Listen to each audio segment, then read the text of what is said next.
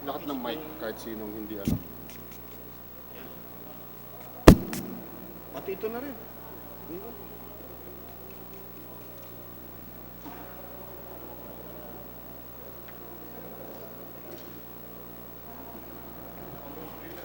Yeah.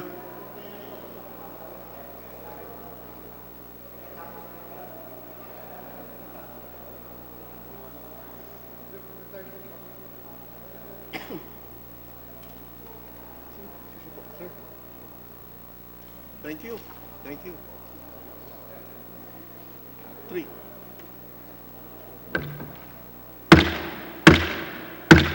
Session resumed. The majority floor leader. Mr. Speaker, as promised yesterday, I move that we continue with our privilege hour. And with that, I move that we extend the privilege hour. Is there any objection to the motion? The chair hears none. Motion is hereby approved. The privilege hour is hereby extended. Majority floor leader. Thank you, Mr. Speaker. Mr. Speaker, first to avail of the privilege hour, I move that we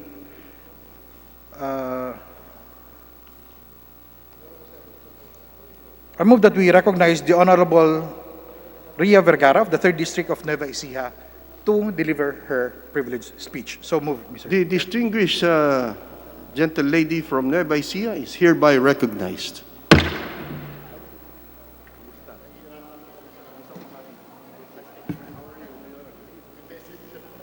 Thank you for this rare privilege to bring to light equally pressing matters during this most challenging times. In our Peace and Order Cluster Report, Congressman Sagar Barria could not have put it any better when he quoted the 17th century English proverb, "A hungry man is an angry man." Cognizant of this reality in our current plight, the Philippine government, through primarily the DSWD, has undertaken a social amelioration program. The SAP, which forms part of the Bayanihan Heal as One Act, is assisting 18 million Filipino families, and if we consider a multiplier effect of 5 per family, it results in targeting assistance of 90 million Filipinos. Indeed, this is no easy task. While its implementation has undeniably had its share of flaws and loopholes, the DSWD should nevertheless be also recognized for its continued dedication in spearheading this program. In particular, and on behalf of my constituents, I would first like to thank the tireless efforts of the DSWD personnel assigned to my district. Like many of their colleagues all over the country, they are often on the receiving end of the frustration, fatigue, and sometimes even anger of the program stakeholders. Yet, they managed to serve in spite of the constraints and challenges. When I went around my district and monitored the process, I noted that it took around 20 minutes from the first validation until a photo was taken of the beneficiary's receipt of the cash assistance. Admittedly, some deletions in the list were also done, but this was considering that there were times when both mother and father from the same family availed of the program.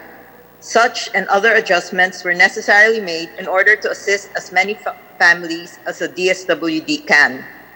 We are all trying to navigate through an uncharted territory, and so I am sincerely appealing that we all strive to keep the spirit of bayanihan alive. Para sa ikabubuti, hindi lamang ng sariling pamilya, kundi pati na ng ating mga kapwa Pilipino, kung ang isang pamilya ay nakatanggap na ng tulong, hayaan naman din nating makatanggap sana ang iba pang nangangailangan nito. Kadalasan ay nagtuturoan at pinapairal ang walang kwentang pamumulitika, kaya daw nawala ang pangalan sa listahan o di na ilagay una bes. Nakakalungkot kapag may mga paratang na ginto dahil sa panahon ng krisis, hindi ito ang nakakatulong. Tigilan na dapat ang siraan, kailangan natin magtulungan magkaisa, malinaw kung sino ang ating kalaban at ito ay ang COVID-19. In these trying times, the words of a former U.S. president should serve as a guide and a source of inspiration to us all. Ask not what you can do for your country, ask what you can do for it. Now is that very pivotal time that our patience, cooperation, and unity is most needed. Now, while the government's SAP, as well as the generous donations from the private sector, significantly kept food on the table for many Filipino families during this state of calamity, we must press on and continue to ensure that our countrymen are able to maximize the value of the very limited financial resources. After all, such scarce resources have been vital in promoting the health and safety of our people during this COVID-19 pandemic. We must then protect the purchasing power of our countrymen, particularly in the days ahead, when we can finally rebuild and recover together. If we do not keep a close watch, especially on the price of rice and other essential goods, all of our initial efforts, especially for the hardest hit sectors, can be rendered futile. Remarkably, our national government was quick to respond in enforcing the necessary price control mechanisms enshrined in the Price Act, Republic Act 7581 as amended, and further echoed in the DA, DOH, and DTI's Joint Memorandum Circular number 2020-01 issued on March 18 this year. Such measures have indeed contributed to cushioning the overwhelming impact of this crisis on our people. As we now approach May 15, or the end of the 60-day period of the price freeze and price ceilings being implemented, we trust that the DA, DOH, DTI, and other concerned agencies are now in the process of carefully developing a way forward. It is my earnest hope that adequate and reasonable price control mechanisms will be carried out even after the current 60-day period in order to allow our people to slowly get back on their feet. After implementing the automatic price control mandated by the Price Act, it may then prove strategic for our national government to further consider price ceilings in order to provide further safeguards for all Filipinos. It sends a strong signal to anyone who would dare profit from the misery of our people that our government is truly committed to protecting its people. Significantly at this point, I would like to bring particular attention to price control mechanisms for the sale of rice. In my province, Nueva Ecija, known as the rice granary of the Philippines, farmers are now harvesting palay. Based on our data gathering during the first week of May, the going rate for wet palay ranged from 18 pesos and 75 centavos to 19 pesos and 50 centavos per kilo, while for dry palay, it is 22 pesos to 24 pesos per kilo. Moreover, the price for a 50-kilo cavan of rice is 1,850 or 37 pesos per kilo. By the end of the month, the rice farmers in Nueva Ecija will be done harvesting. Given this, I trust that Secretary Dar and the Department of Agriculture will carefully consider these conditions in sustaining, if not strengthening, the productivity of our Filipino farmers at this most vulnerable time, while determining suitable price ceilings for this food staple. As a complementary measure, it is also essential to underscore that the price of rice cannot be dictated upon by the supposed scarcity that rice cartels, profiteers, and hoarders may claim. These unscrupulous forces must be dismantled for illegally increasing the price of rice, much to the detriment of both our farmers and consumers. I pray that the appropriate government agencies penalize violators of the Price Act and now JMC number 2020-01, which have prescribed fines ranging from anywhere between 5,000 to 2 million pesos and imprisonment of 5 to 15 years.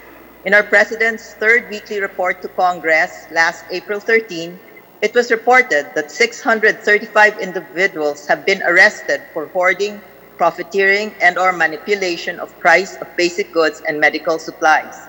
I respectfully request the DTI, Department of Agriculture, DOH, and DOJ to update Congress on the actions taken on these allegedly erring individuals.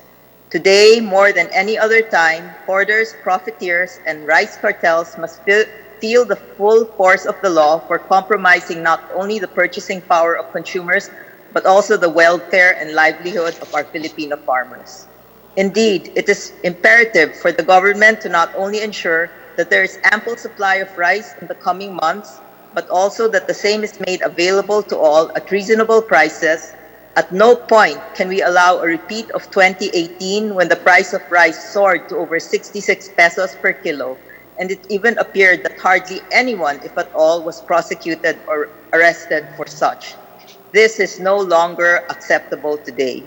Our government must truly consider the farthest that valuable savings and subsidies can go in keeping every Filipino family nourished and healthy. In times like this, when feelings of uncertainty, fear, helplessness are felt by all, government must continue to take the lead and show the way. But together, let us all remain vigilant so that no one can take advantage, especially of the most marginalized among us. In our own meaningful initiatives and coordinated action, we can truly contribute to our country's ultimate victory over the crisis at hand. Sa tulong at gabay ng pamahalaang pambansa, mga lokal na pamahalaan, mga volunteers, mga magigiting na frontliners at sa awa ng Panginoon, malalampasan din natin ang pagsubok na ito. Maraming salamat po, Mr. Speaker. God bless the Filipino people. Thank you, distinguished gentle lady from Nueva Ecija. Yes, the majority floor leader. Mr. Speaker, I move that we refer the speech of the Honorable Ria Vergara to the Committee on Rules for its appropriate action. So move, Mr. Speaker. Is there any objection? The chair hears none. The speech of the distinguished lady from Nueva Ecija is hereby referred to the Committee on Rules. Majority floor leader. Mr. Speaker, I now move that the gentleman from Party List Kabayan, the Honorable Ron Salo, be recognized to avail of the privileged hour. The gentleman representative of Party List Kabayan is hereby recognized. Proceed, gentlemen. Thank you very much, Mr. Speaker. Mr. Speaker, I speak today on a matter of personal and collective privilege to share my personal experience in relation to the increase of premiums by PhilHealth. Mr. Speaker, as one of the primary authors and original proponents of the Universal Health Care, or UHC law, I experienced last week, a day before and even on my birthday, the most vicious online bashing from OFW netizens because of the implementation by PhilHealth of the increase in premiums from 2.75% to 3% of OFW's monthly salaries. I was reviled and called gago, tanga, buisit, hayop, walang utak, kurakot. The words were hurtful and deeply wounding, especially when all that you've always wanted to is to uplift the welfare of our people. However, I choose to cope with such blows by telling myself that such comments are the outcome of emotions by our OFWs, which I deem valid, that are thrust against the policy itself and nothing personal. As policymakers, we bear the brunt of our people's rage when one's predicament has to be blamed on accountable authority. Mr. Speaker, I am fully aware that by speaking today and owning responsibility to my participation in the passage of the UHC law, I risk earning the ire, again, of many OFWs and their families, which may even sound the death knell of my political career. Nonetheless, I can never disown my participation in the passage of the UHC law because it is one of the core advocacies of Kabayan Party List. Since 2010 elections, when we first attempted to run for a seat here in this August chamber, Kabayan Party List anchored its platform of governance on the urgent need for a UHC law. It was an advocacy that we thought of well, spent months in consultation not only with government and non-government experts on the subject, but most importantly, with our people. Thus, I cannot just sit idly and allow misconceptions and misplaced allegations to proliferate and consume the minds of our people, leave rational discussions on the fringes of sanity, and tolerate hate, anger, and distrust to dominate the exchanges. I cannot allow misinformation that the UHC law as a policy is flawed, ill-conceived, and an abysmal blunder simply because of the increase in PhilHealth premiums. The truth is, the UHC law may be among the best, if not the best, and enduring legacies of the Duterte administration. The UHC law may also be the President Duterte's most important gift to all Filipino families, as it ushers the realization of making appropriate, accessible, and quality healthcare to all our people regardless of financial capacity. It is a landmark legislation that aims to completely transform the medical landscape on how our people are able to access better health. Above all, the UHC is a clear manifestation of the Philippine government's promotion, protection, and fulfillment of every Filipino's right to health and to quality health care. The UHC law aims to unify and harmonize our fragmented health system by addressing the gaps in the delivery of health services from the national government to the local government units, and optimizes government's resources by enabling PhilHealth to be the country's single purchaser of health goods and services. It strengthens primary health by including checkups, screening, vaccination, and other outpatient services in the PhilHealth coverage. Health experts from both the government and the private sectors, as well as from the international organizations, such as the World Health Organization, provided their technical assistance in crafting UHC law. In December 2018, I was even invited in Lebanon by the WHO Western Pacific region to share our experience in crafting this law to the member countries of the WHO Eastern Mediterranean region, because it was touted then as now as a model legislation on achieving SDG goals on health. The UHC law is both a social protection and a universal health insurance program of the government, which aims to ensure that no Filipino family will fall into financial catastrophe when a family member gets sick. As its name implies, all Filipinos are covered by PhilHealth benefits regardless whether they are directly or indirectly contributing premiums. Under the UHC law, entitlement to PhilHealth benefits is not anymore based on membership or payment, but on citizenship. One automatically becomes entitled to PhilHealth benefits and services by virtue of being a Filipino. Mr. Speaker, hindi kaila sa atin na maraming namamatay na ay hirap nating kababayan na hindi man lang nakakita ng doktor dahil wala silang pambayad sa ospital. At kung makapagpadoktor man, ay kailangang ibenta o isanla ang mga ari-arian at karaniwang nababaon sa utang. Ito ang mga paunahing suliranin na nais bigyang solusyon ng UHC. Bago ang batas na ito, marami sa kailang mahihirap nating kababayan ay walang PhilHealth coverage. Sila ang kadalasan na kumakatok sa ating pintuan para humingi ng medical assistance. Kasama na rito madalas ang mga kamag-anak o mahal sa buhay ng mga OFWs, sapagkat kadalasan wala silang formal na pinakakakitaan maliban sa inaasahan nilang padala ng kailang kaanak na OFW. Subalit dahil sa UHC law, lahat ng mga Filipino ay covered na ng PhilHealth. Totoo, marami pa rin ang nakapila sa ating mga tanggapan upang humingi ng medical assistance. Isang katotohanan ito sapagkat hindi pa tuluyang naipapatupad ang UHC law. Gayun din, kakailanganin din natin ng malaking pondo para tuluyang maipatupad at magkaroon ng kaganapan ang mga layunin ng batas na ito. Tatandaan din natin na hindi lang simpleng PhilHealth coverage ang hadikain ng UHC law, kundi siguraduhin di kalidad ang ibibigay na serbisyong medikal sa ating mga mamamayan at magkaroon ng maayos na pasilidad at kagamitan ng ating mga ospital. Mr. Speaker, under the UHC law, there are just two types of covered Filipinos: contributory or non-contributory. As mentioned, all Filipinos are medically covered under the UHC law. And yet, not all Filipinos are required to directly contribute to its funds. Only those who are able to pay or have the capacity to pay, since they have employment or other source of income, are required to contribute. As such, those who are able or have the capacity to contribute will partly subsidize those who are unable to do so. Thus, one who is employed or has a source of income is not exempt from contributing to PhilHealth even when he already has another health insurance coverage. Nonetheless, it is worthy to note that the UHC law provides that those who are directly contributing premiums will be given better health coverage.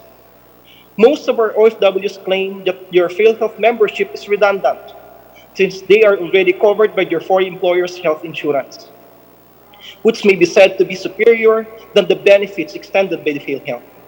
They also claim that they're only in the Philippines for a few days or weeks in a year, and sometimes every 2 years, such that they may not need your PhilHealth membership and would have no need to contribute to the funding requirement of UHC. Mr. Speaker, while most of our OFWs do not need PhilHealth coverage, as of the moment, your family members in the Philippines, i.e. your spouses, children, extended families, who are unemployed are also covered by PhilHealth and certainly need its insurance benefits. Thus, with the UHC law, our OFWs worry that they may not have sufficient savings when any of their family's members gets sick is lessened. As such, while abroad, our OFWs have peace of mind, which is priceless. We also note that the contracts of most of our OFWs are for 2 years for land-based and 10 months for sea-based. As reported, their contracts get renewed 3 times to 4 times on the average. When they finally choose to stay in the Philippines, they often end up unemployed. By the time their own health insurance coverage has already lapsed, and yet they will remain to be covered by PhilHealth since those who are able or have the capacity to contribute by then will partly subsidize them as well. There were concerns among the OFWs that PhilHealth is treating them as milking cows so as to implement UHC law. That is far from the truth, because premium contributions from direct contributors, including that from the OFWs, are just one of the several funding sources specified by UHC to ensure its full and effective implementation. The other sources are the sin tax collections, national government share from Pacquiao and PCSO, DOH annual appropriations, national government subsidy to PhilHealth, and other appropriations from Congress.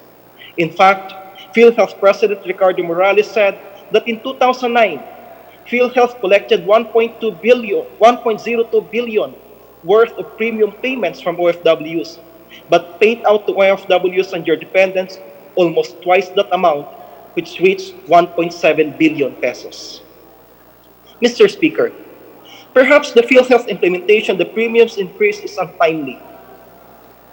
It may even be said to be callous, as it was implemented at a time when everyone is affected by the pandemic caused by COVID-19, when our people have no source of income and are reliant on the government's relief, when many of our OFWs have been sent home and those who remain abroad are unable to work or are in limbo whether they still have work to return to, just like many of those who are in the Philippines.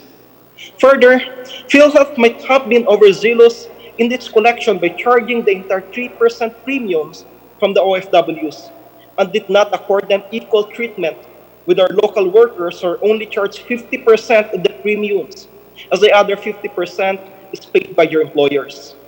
In the OFW's case, the 50% of the premiums should have been paid by your foreign employers, such that our OFWs should only pay 1.5% and not the entire 3%. As such, our OFWs have been placed at a much disadvantaged position than local workers. Finally, while there may be a need to review the funding source for the full and effective implementation of the UHC law, or amend its implementing rules and regulations, or the PhilHealth circulars related to its implementation, I cannot renege on my duty to inform everyone, including OFWs, that this law is what we need to ensure our progressive realization of better health for all Filipinos. At this juncture, however, any discussion on premium payments by OFWs appears to be superfluous, as the President himself has already decided to make it voluntary, not mandatory. I note, though, that there are numerous OFWs, particularly from the sea-based sector, who fully support the UHC law, including the increase of PhilHealth premiums, as they fully understand the need for its immediate implementation. Mr. Speaker, sa aking pagtatapos, nais kong ulitin na maaring mali ang timing na ginawa ng PhilHealth sa pagtaas ng premiums mula 2.75% to 3% sa buwanang sahod ng mga OFWs. At mali ang ginawang pagsingil sa kailanang buong 3% sapagkat ang kalahati sa kailang employer dapat siningil. Subalit kailanman, hindi maaaring sabihin na ang UHC law ay isang pahirap sa ating mamamayan, lalo na sa mga ating mga OFWs, sapagkat ang batas na ito ay sa kaginhawahan, kapanatagan, at kalusugan ng bawat pamilyang Pilipino. Maraming salamat, Mr. Speaker. Thank you, gentlemen. Mr. Speaker. Thank you, gentlemen from Kabayan Party List, Mr. Majority Floor Leader.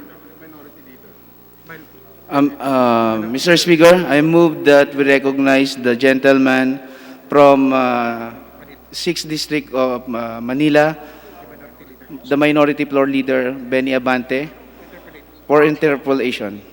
The distinguished Minority Floor Leader is hereby recognized.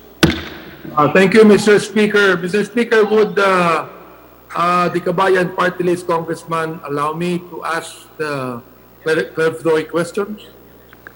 If he so wishes, then please proceed. Thank you. Congressman Salo, sino po yung binabash? Kayo po ba mismo ang binabash ng mga OFW?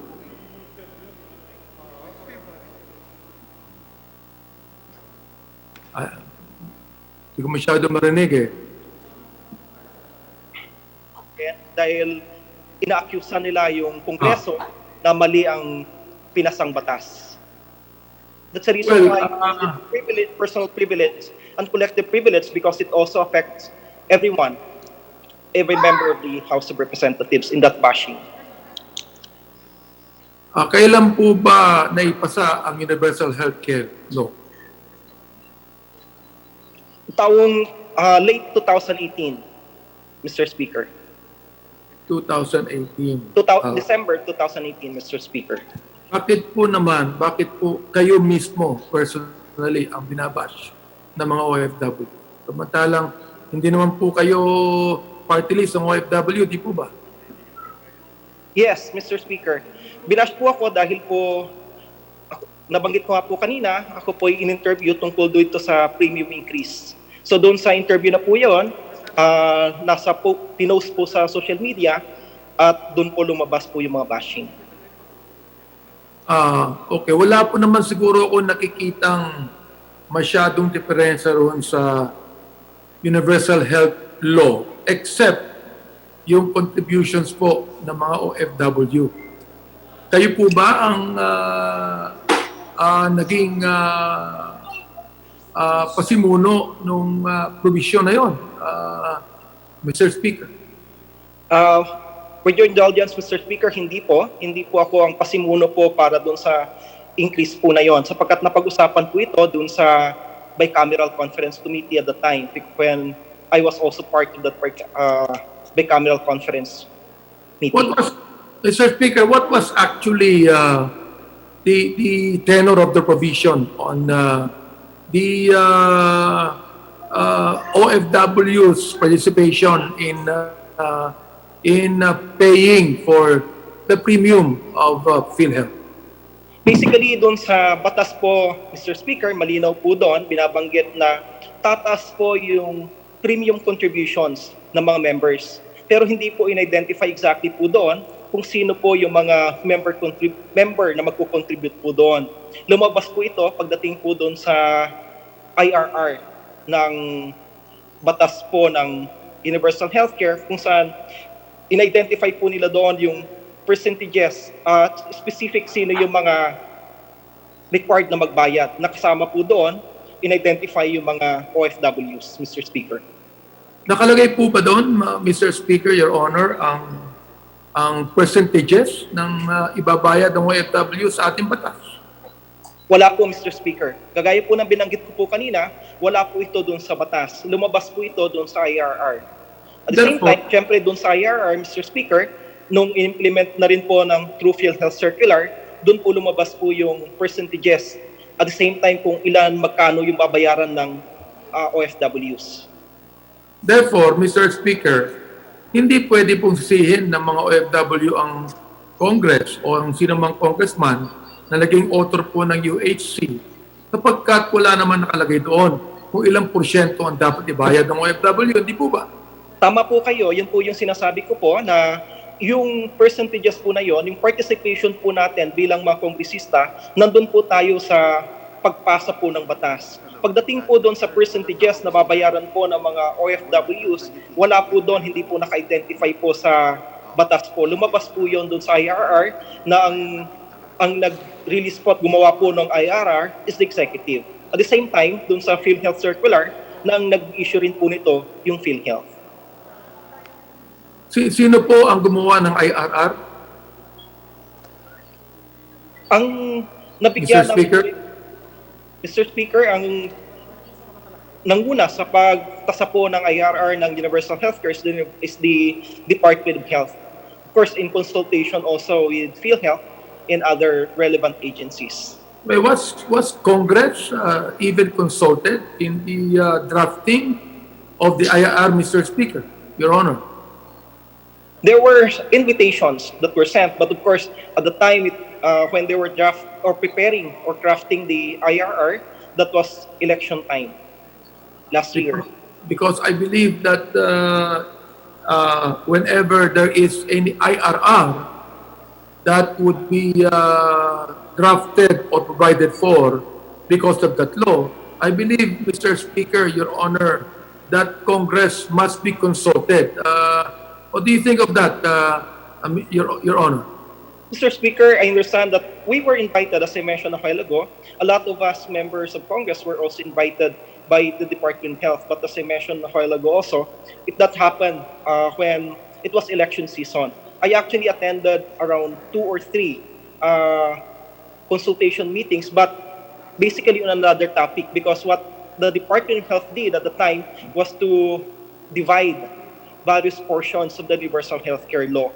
So, hindi po ako naimbita doon sa portion po nito, kundi naimbita po ako doon sa ibang provision po ng Universal Healthcare nung sa pag-craft po ng implementing rules and regulations. Mr. Speaker, obviously, because if the congressmen were consulted over the drafting of the IRR, I believe that well-meaning congressman would have opposed the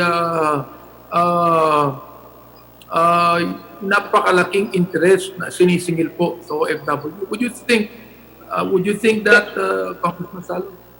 Definitely, Mr. Speaker. Just the reason why, as I said in my speech, hindi dapat siningil sa kanila yung kabuuan na 3%, kundi kalahati lang, sapagkat kung pareho po sila they should be treated the same exactly as the local workers. Because our local workers, yes, 3% ang sisingilin sa kanila, pero hati po sila ng kanilang employer. So 1.5% yung employee share, 1.5%, Mr. Speaker, yung share po ng employer.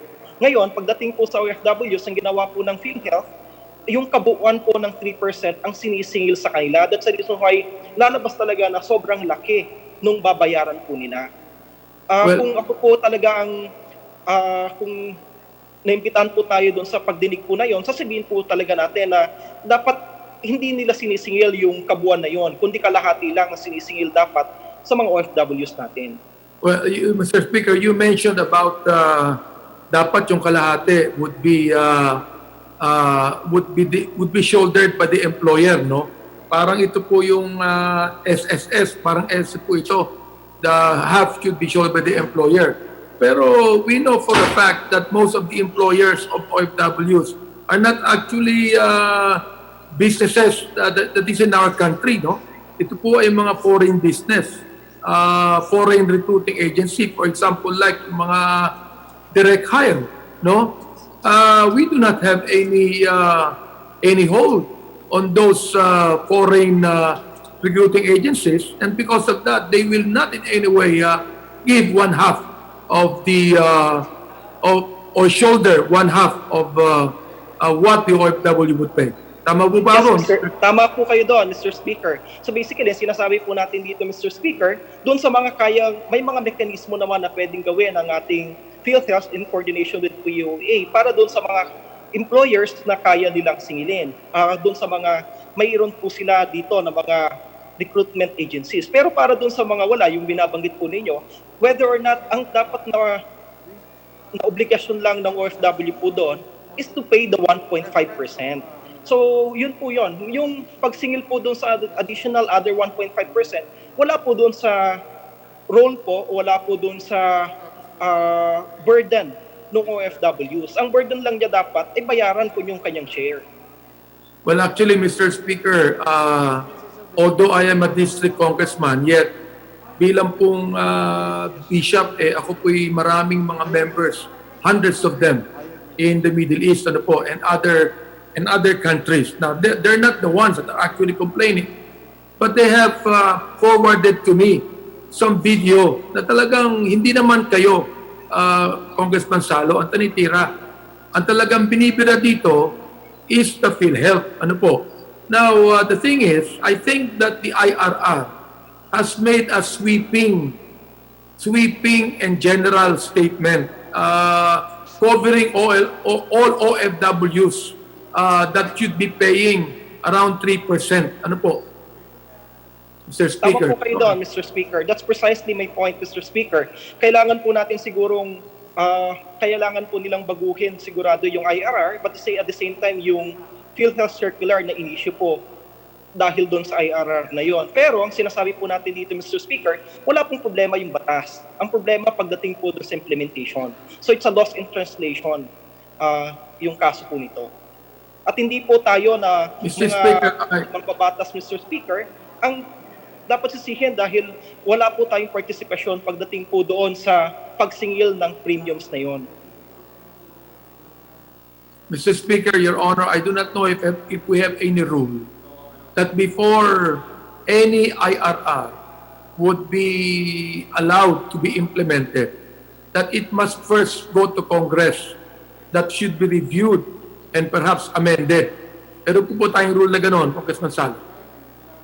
I do not know of that, Mr. Speaker, pero siguro dahil iniisip ko, dahil pagdating po sa implementation po kasi, that's the role exactly of the executive. So, nangyayari po na separation of powers, Mr. Speaker. Pagdating po doon sa batas, tayo po yun. Pero pagdating doon sa implementing rules, iniimbita po tayo. Pero sila po, the executive, ang may premiadong poder po sa pag-craft po ng implementing rules and regulations. But at the same time, tama rin po kayo doon, dahil tayo naman po ang nagtasapuno ng batas na yon, then our opinion should be given greater weight. Sapagkat tayo naman po ang, in the first place, nag-author po kung ano po yung batas po na lalabas na yon. Well, Mr. Speaker, Your Honor, with the oversight function of Congress, I believe that the IRR, for example, that we feel that is quite erroneous and a burden to the people that will be paying should be reviewed by Congress. That should be in the oversight function. Mr. Speaker, Yes. You think so? Yes, definitely, Mr. Speaker. So, may poder po tayo pagdating po doon sa oversight na busisihin kung ano po yung implementing rules and regulations na ipinasa po ng executive. Well, Mr. Speaker, there should be a violation of PhilHealth on this. Kamakailan lamang ating nakita na tinanggal ng ating Pangulo yung mismong presidente, pinalitan niya because of alleged corruption, no? At nakita po natin sa pag-imbestiga po natin ng PhilHealth, until now, it is under investigation that there is a mafia-like people there in PhilHealth that is involved in massive corruption of PhilHealth. Mr. Speaker, Your Honor, are you aware of that?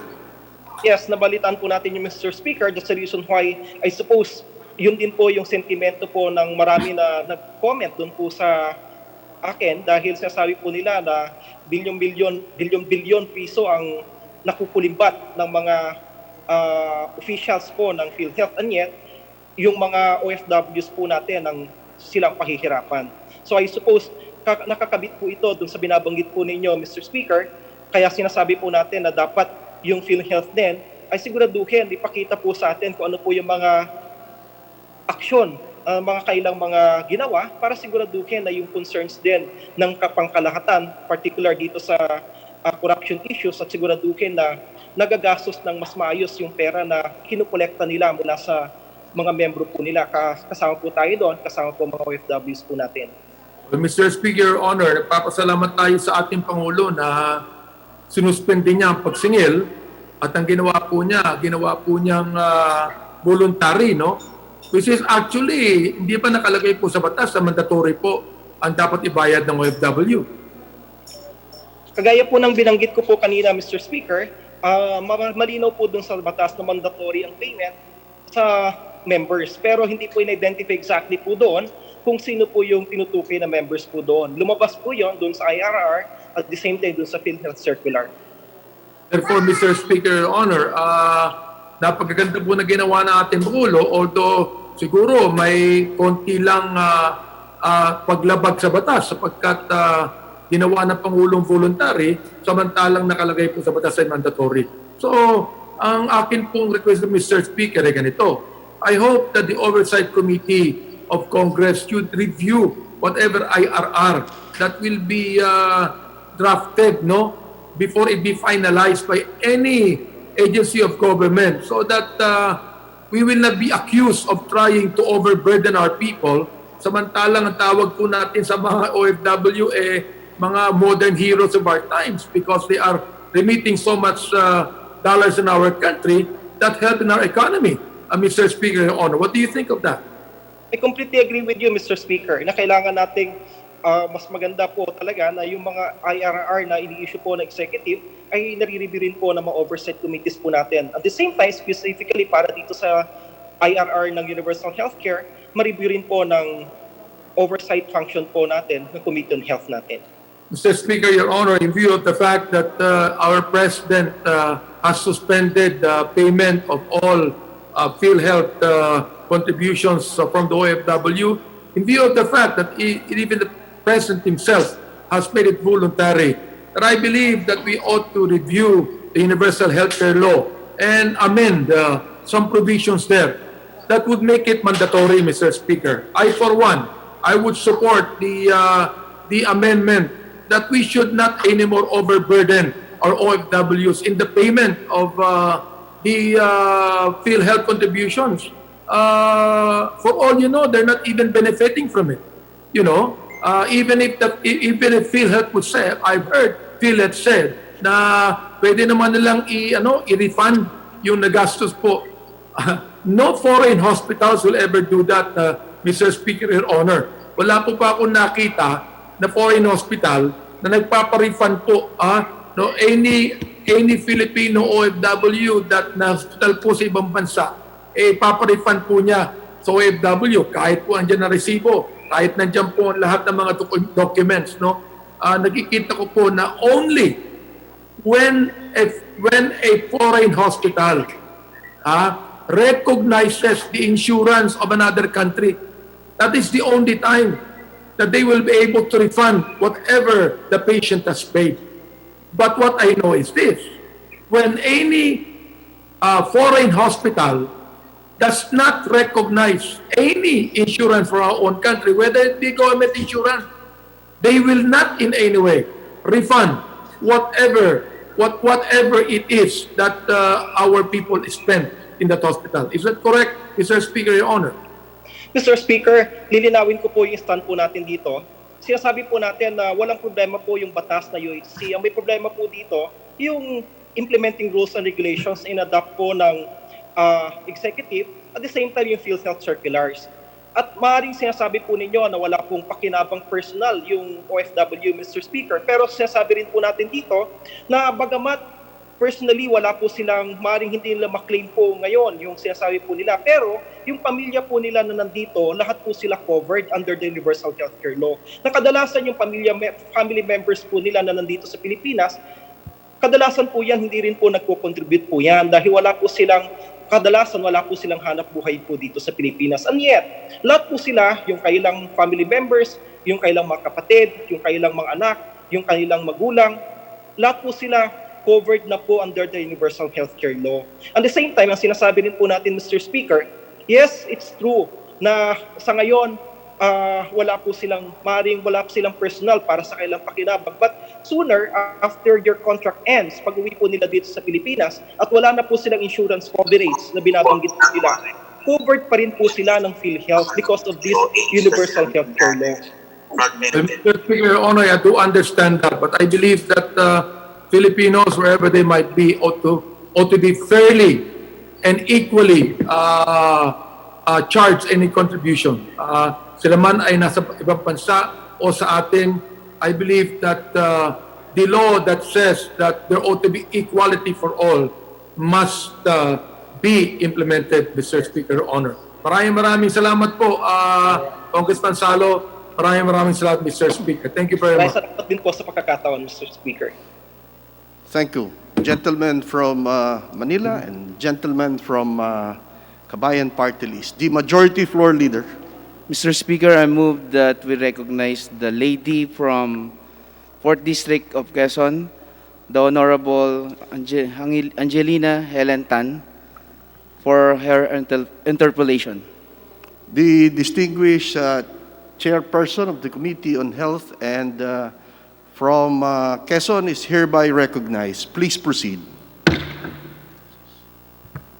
Thank you, Mr. Speaker. Will the Honorable Representative of Kabayan Party List will allow me to ask few questions? What is the will the gentleman from Kabayan Party List yield to some questions from the lady from I think Quezon? that the gentle lady from Quezon is actually the chairperson of the Committee on Health, kung saan po naipasa po ang batas po na ito. Kasama rin po natin ang ating chairperson sa pagtasa po ng batas na ito at isa sa mga nanguna para siguraduhin na may pasa ito. Please proceed. Thank you, Mr. Speaker. First of all, nagpapasalamat po tayo sa ating kaibigan, Congressman Ron Salo, sa kanyang pagtayo at pagpapahayag na ang Universal Healthcare Law ay isang napakalaking achievement ng ating administration, ang pagbibigay ng magandang serbisyong pangkalusugan para sa ating mga kababayan. At katulad niya, Mr. Speaker, ay ako din ay nakaranas ng hindi naman pambabash but politically ay ginagamit sa distrito ko, nagpapakalat na ako ay naghangad ng hindi maganda para sa ating mga OFW.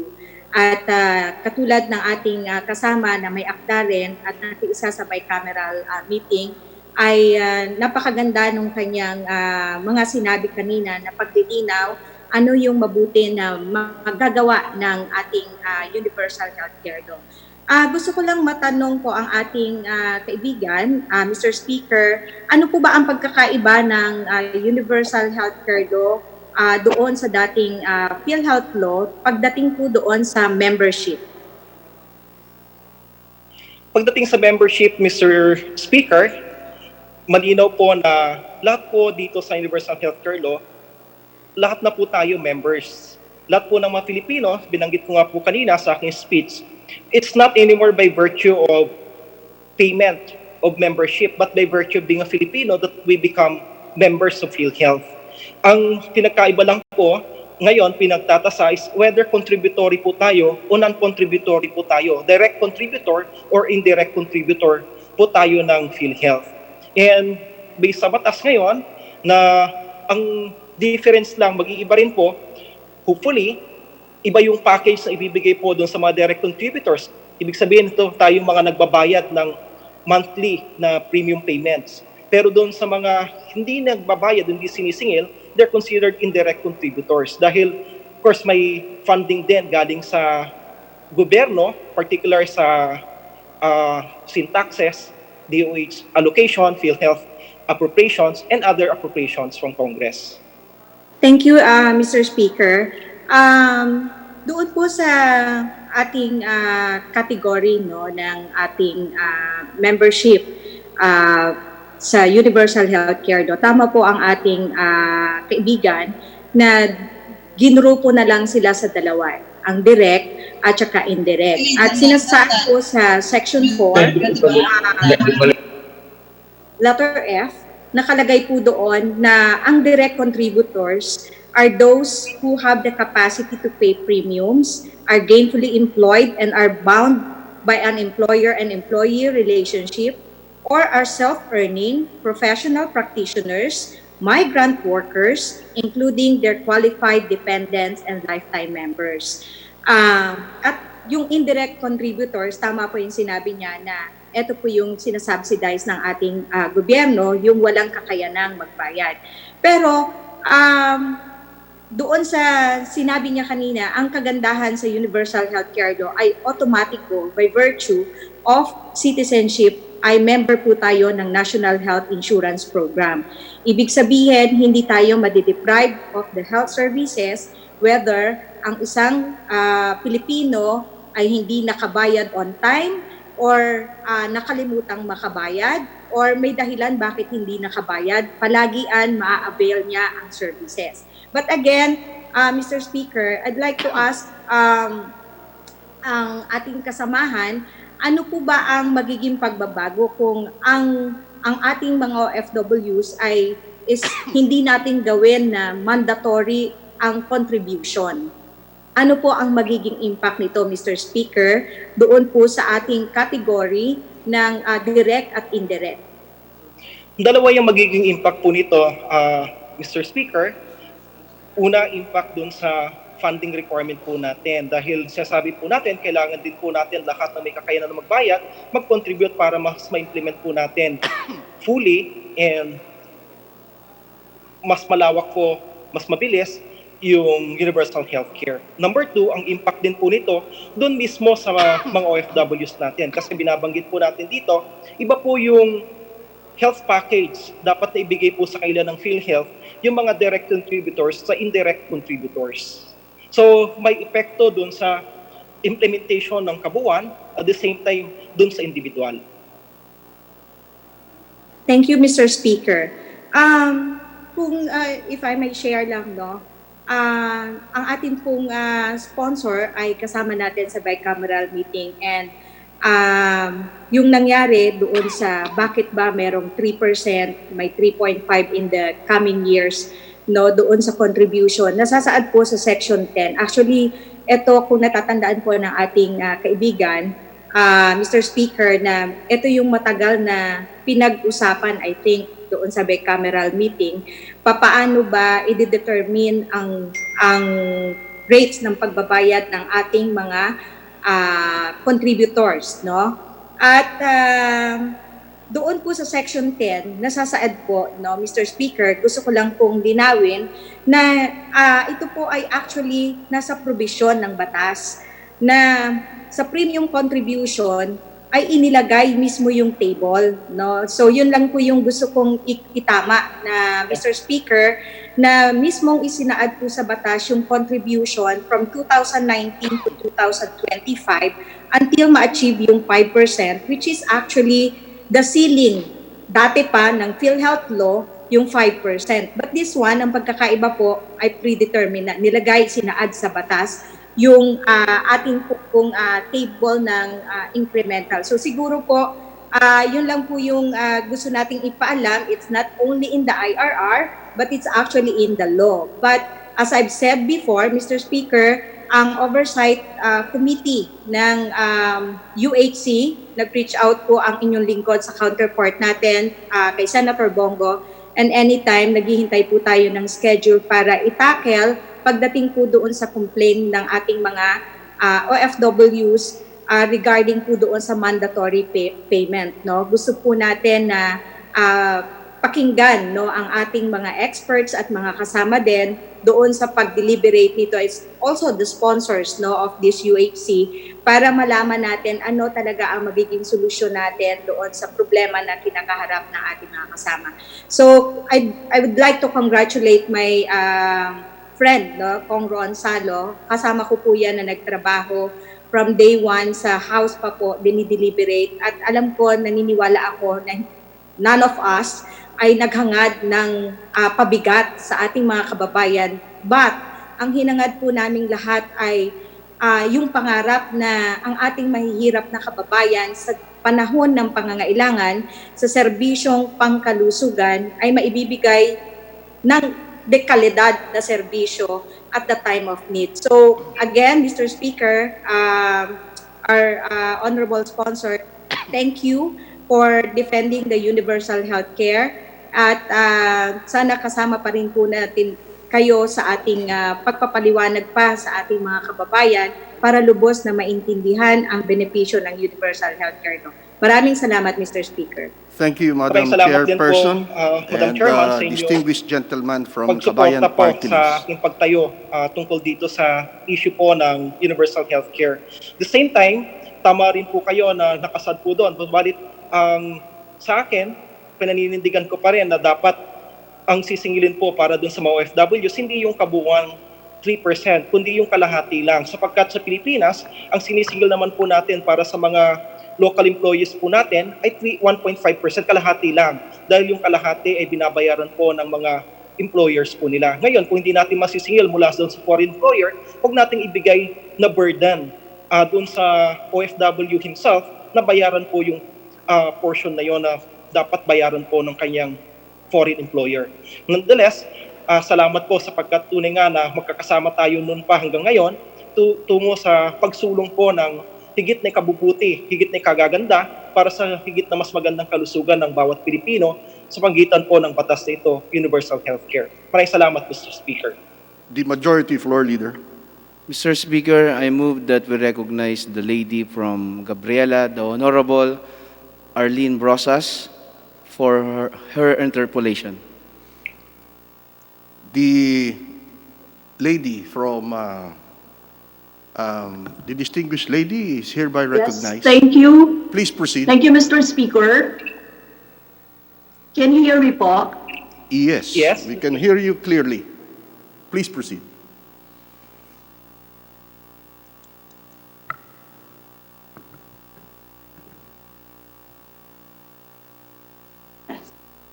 Thank you. Thank you, Mr. Speaker. Will our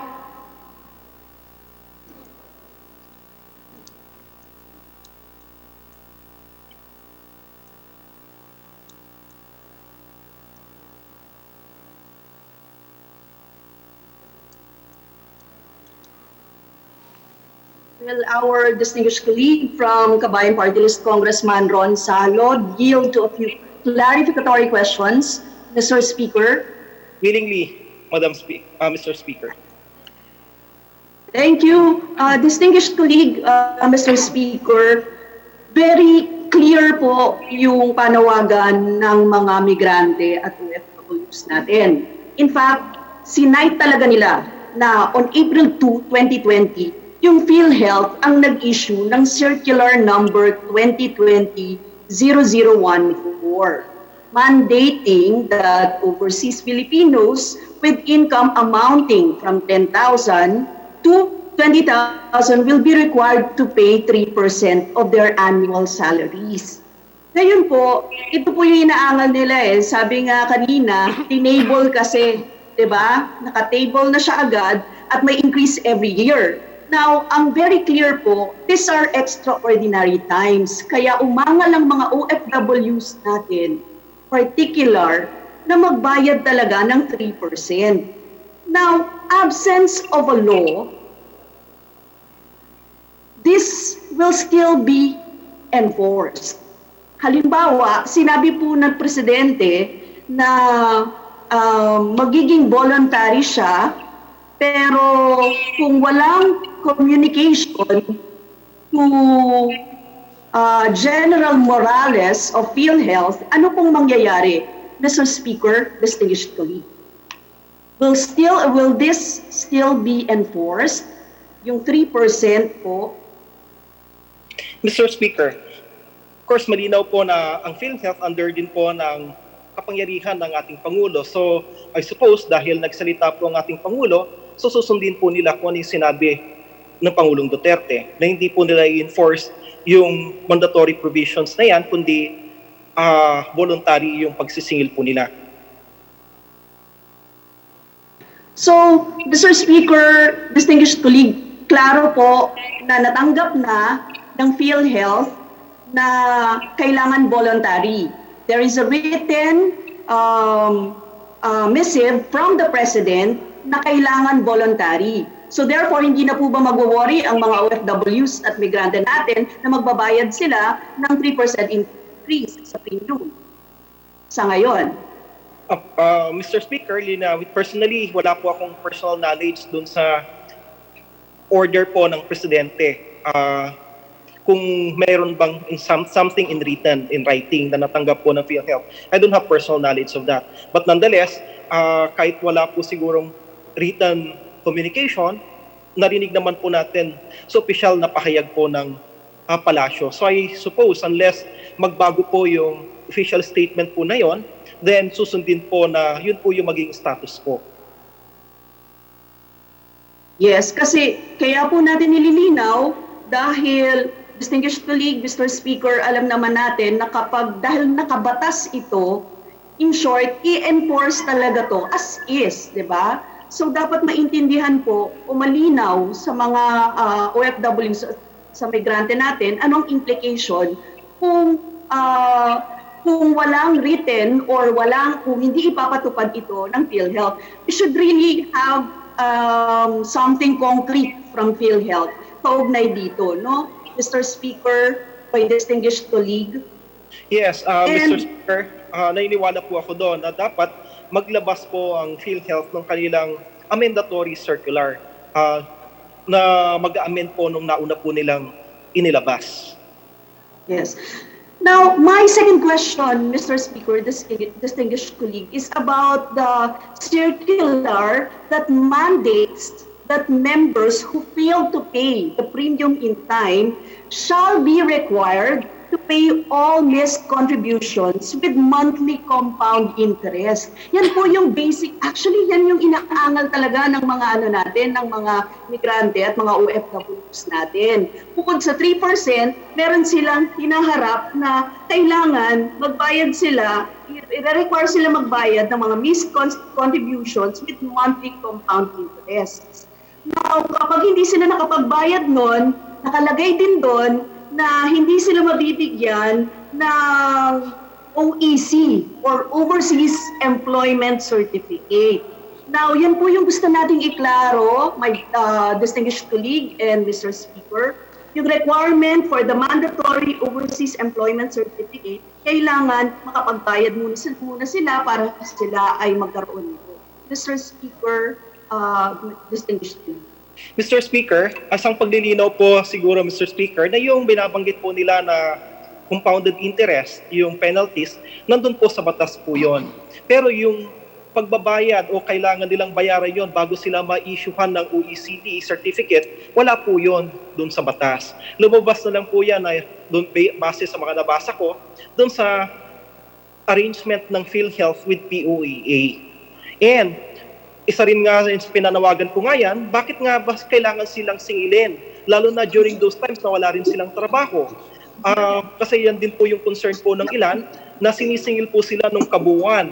Kahit na umuwi po sila sa Pilipinas, even doon sa portion na nandito po sila sa Pilipinas at wala po silang trabaho at nag-aantay po sila na magkaroon sila ng bagong kontrata, sinisingil pa rin po sila ng PhilHealth. So ito yung mga bagay na dapat na ayusin, dapat na itama ng PhilHealth. Yes, Mr. Speaker, yun po yung tanong natin. Kaya pinapareview din natin talaga itong batas ng Universal Healthcare, very particular to the PhilHealth na National Health Insurance Program, tapos yung contributions. Ito po yung mga gusto nating malinawan. Kasi lumalabas, halimbawa, sa panahon ngayon, panahon ng pandemya, tapos magsisingil at magtataas ng premium rate hike, hindi naman po yun makatao, saka hindi naman po yun makatarungan sa kasalukuyan dahil hindi naman kakayanin ng ating mga overseas Filipino workers ngayon na inaalala pa nila yung kanilang kalusugan, inaalala din nila yung kalusugan ng kanilang mga kaanak dito sa Pilipinas. Plus, in fact, isa din sa mga tanong nila, hindi naman covered naman sila ng health insurance sa labas eh. So, doble ang ginagawa na pagsingil sa kanila dahil kailangan din nilang magbigay ng health insurance dito, no, sa bansa natin. Samantalang hindi naman nila yun magagamit dahil hindi naman covered ng PhilHealth yung mga iba pang mga health benefits or packages sa ibang bansa. Mr. Speaker, Mr. Speaker, ulitin po natin, paulit-ulit natin binabanggit po ito. Mas maganda po talaga kung maintindihan ninyo ng mas malalim kung ano yung pakahulugan po yung universal healthcare. Pero unahin ko pong sasagutin yung concern po ninyo na kailangang ripasuhin yung batas. Paulit-ulit kong I stand with my position that wala po yung problema yung batas. Ang may problema doon sa IRR at pagdating po doon sa implementation na ginagawa ng PhilHealth. Kasi kayo mismo nagsasabi na yes, ngayon may pandemya po tayo, may moratorium tayo actually under the Bayanihan Hill 1 Act para doon sa pag-increase, pagbayad. Bakit kailangan mo isabay po ito, i-increase po ito? Hindi ba kasama yon in the first place doon sa moratorium na nakasaad doon sa Bayanihan Act na pinasa po natin? Kasama po yon. So supposed to be, hindi po sila nag-increase. Kaya sinasabi ko, it may actually be untimely. Number two, it may actually be even callous.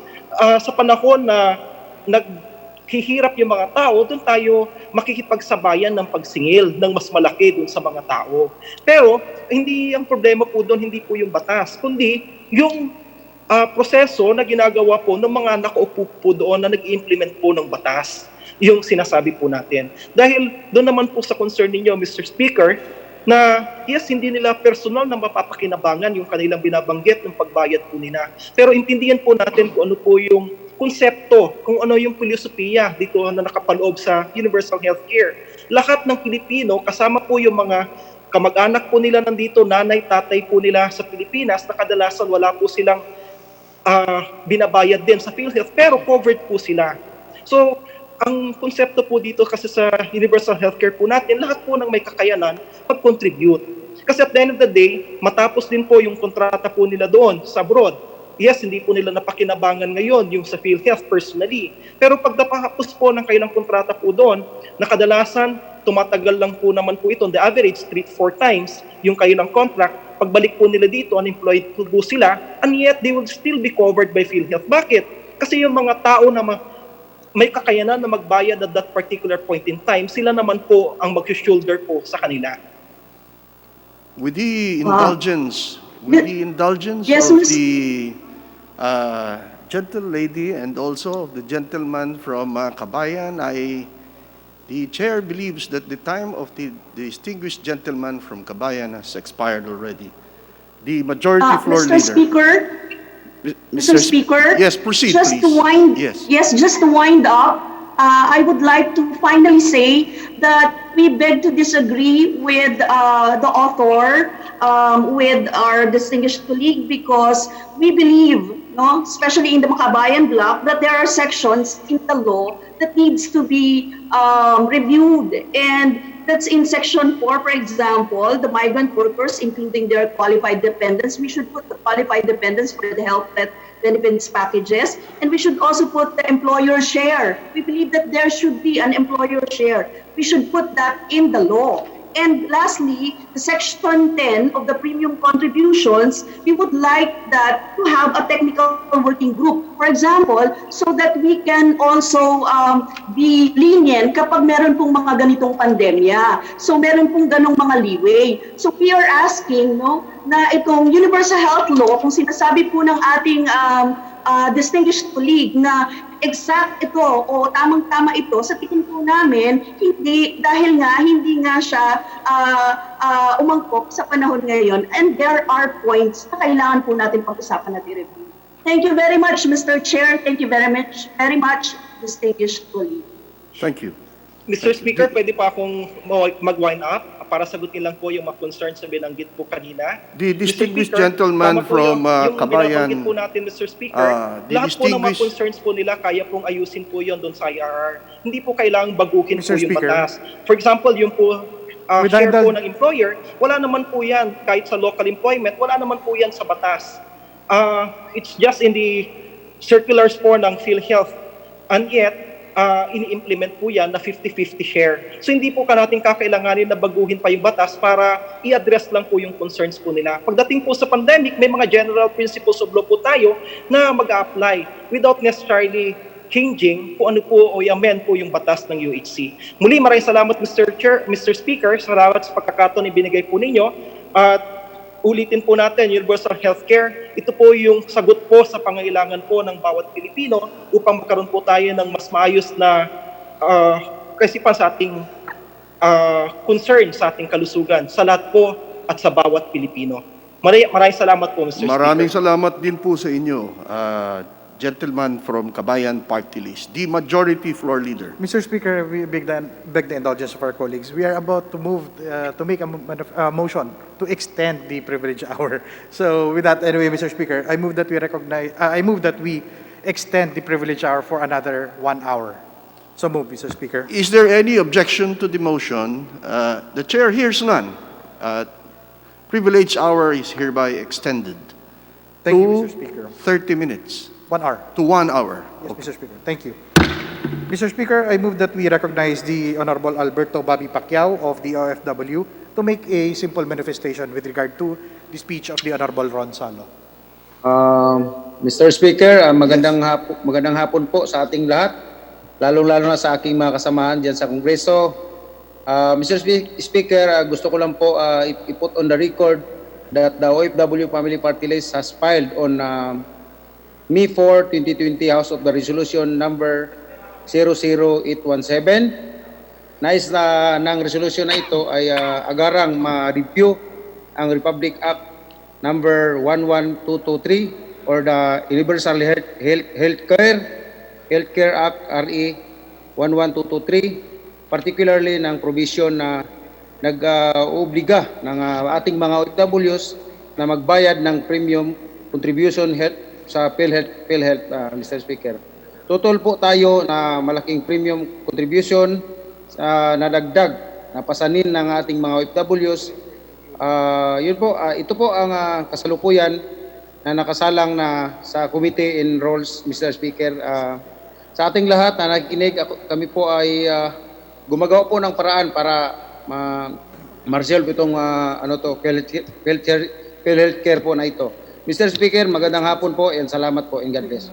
Maraming salamat din po sa inyo. The majority floor leader.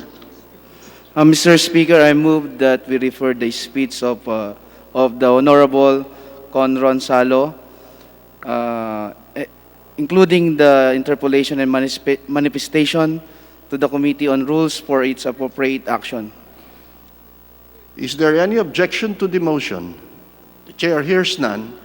The motion is hereby approved, and the speech of the distinguished gentleman from Kabayan Party List, and including all the interpolations and other remarks, are hereby referred to the Committee on Rules. Majority Floor Leader. Mr. Speaker, I now move that the gentleman from Bayan Muna, Carlos Isagani Sarate, be recognized to avail of the privilege hour, Mr. Speaker. The distinguished gentleman from Bayan Muna Party List is hereby recognized. Please proceed.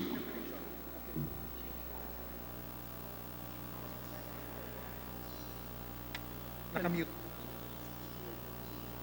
Your Honor, the mic of the Honorable Sarate is on mute.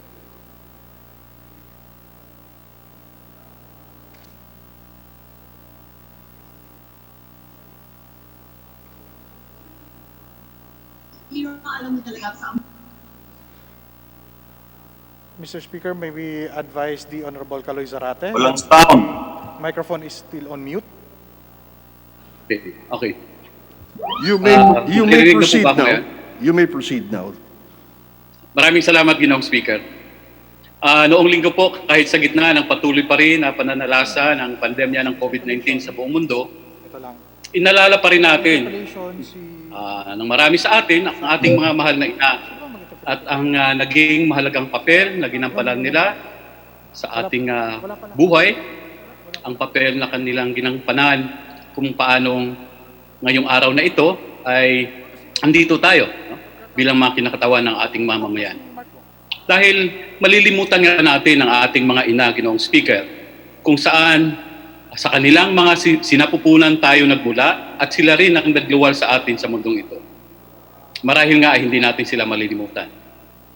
Kaya noong linggo, kahit paman sa mga limitasyon, marami pa rin sa atin na kasama mismo ang kanilang mga ina para ipagdiwang ang araw na iyon. Subalit, noong linggo rin, Ginoong Speaker, marami sa atin ang hindi na rin nakasama ang ating mga mahal na ina. Dahil marahil sila ay nasa ibang lugar at nalimitahan ng lockdown. At para rin sa marami, dahil namayapa na ang kanilang mga ina. Isa sa hindi na nakasama noong linggo, Ginoong Speaker, ang kanilang mahal na ina, ay ang pamilyang Makusang ng Monte Vista, Davao de Oro. Noong ika-4 ng Mayo, si Adelaida Nanay Eddie Makusang, 62 taong lang, ay pumanaw dahil sa malubhang sakit habang siya ay nasa piitan.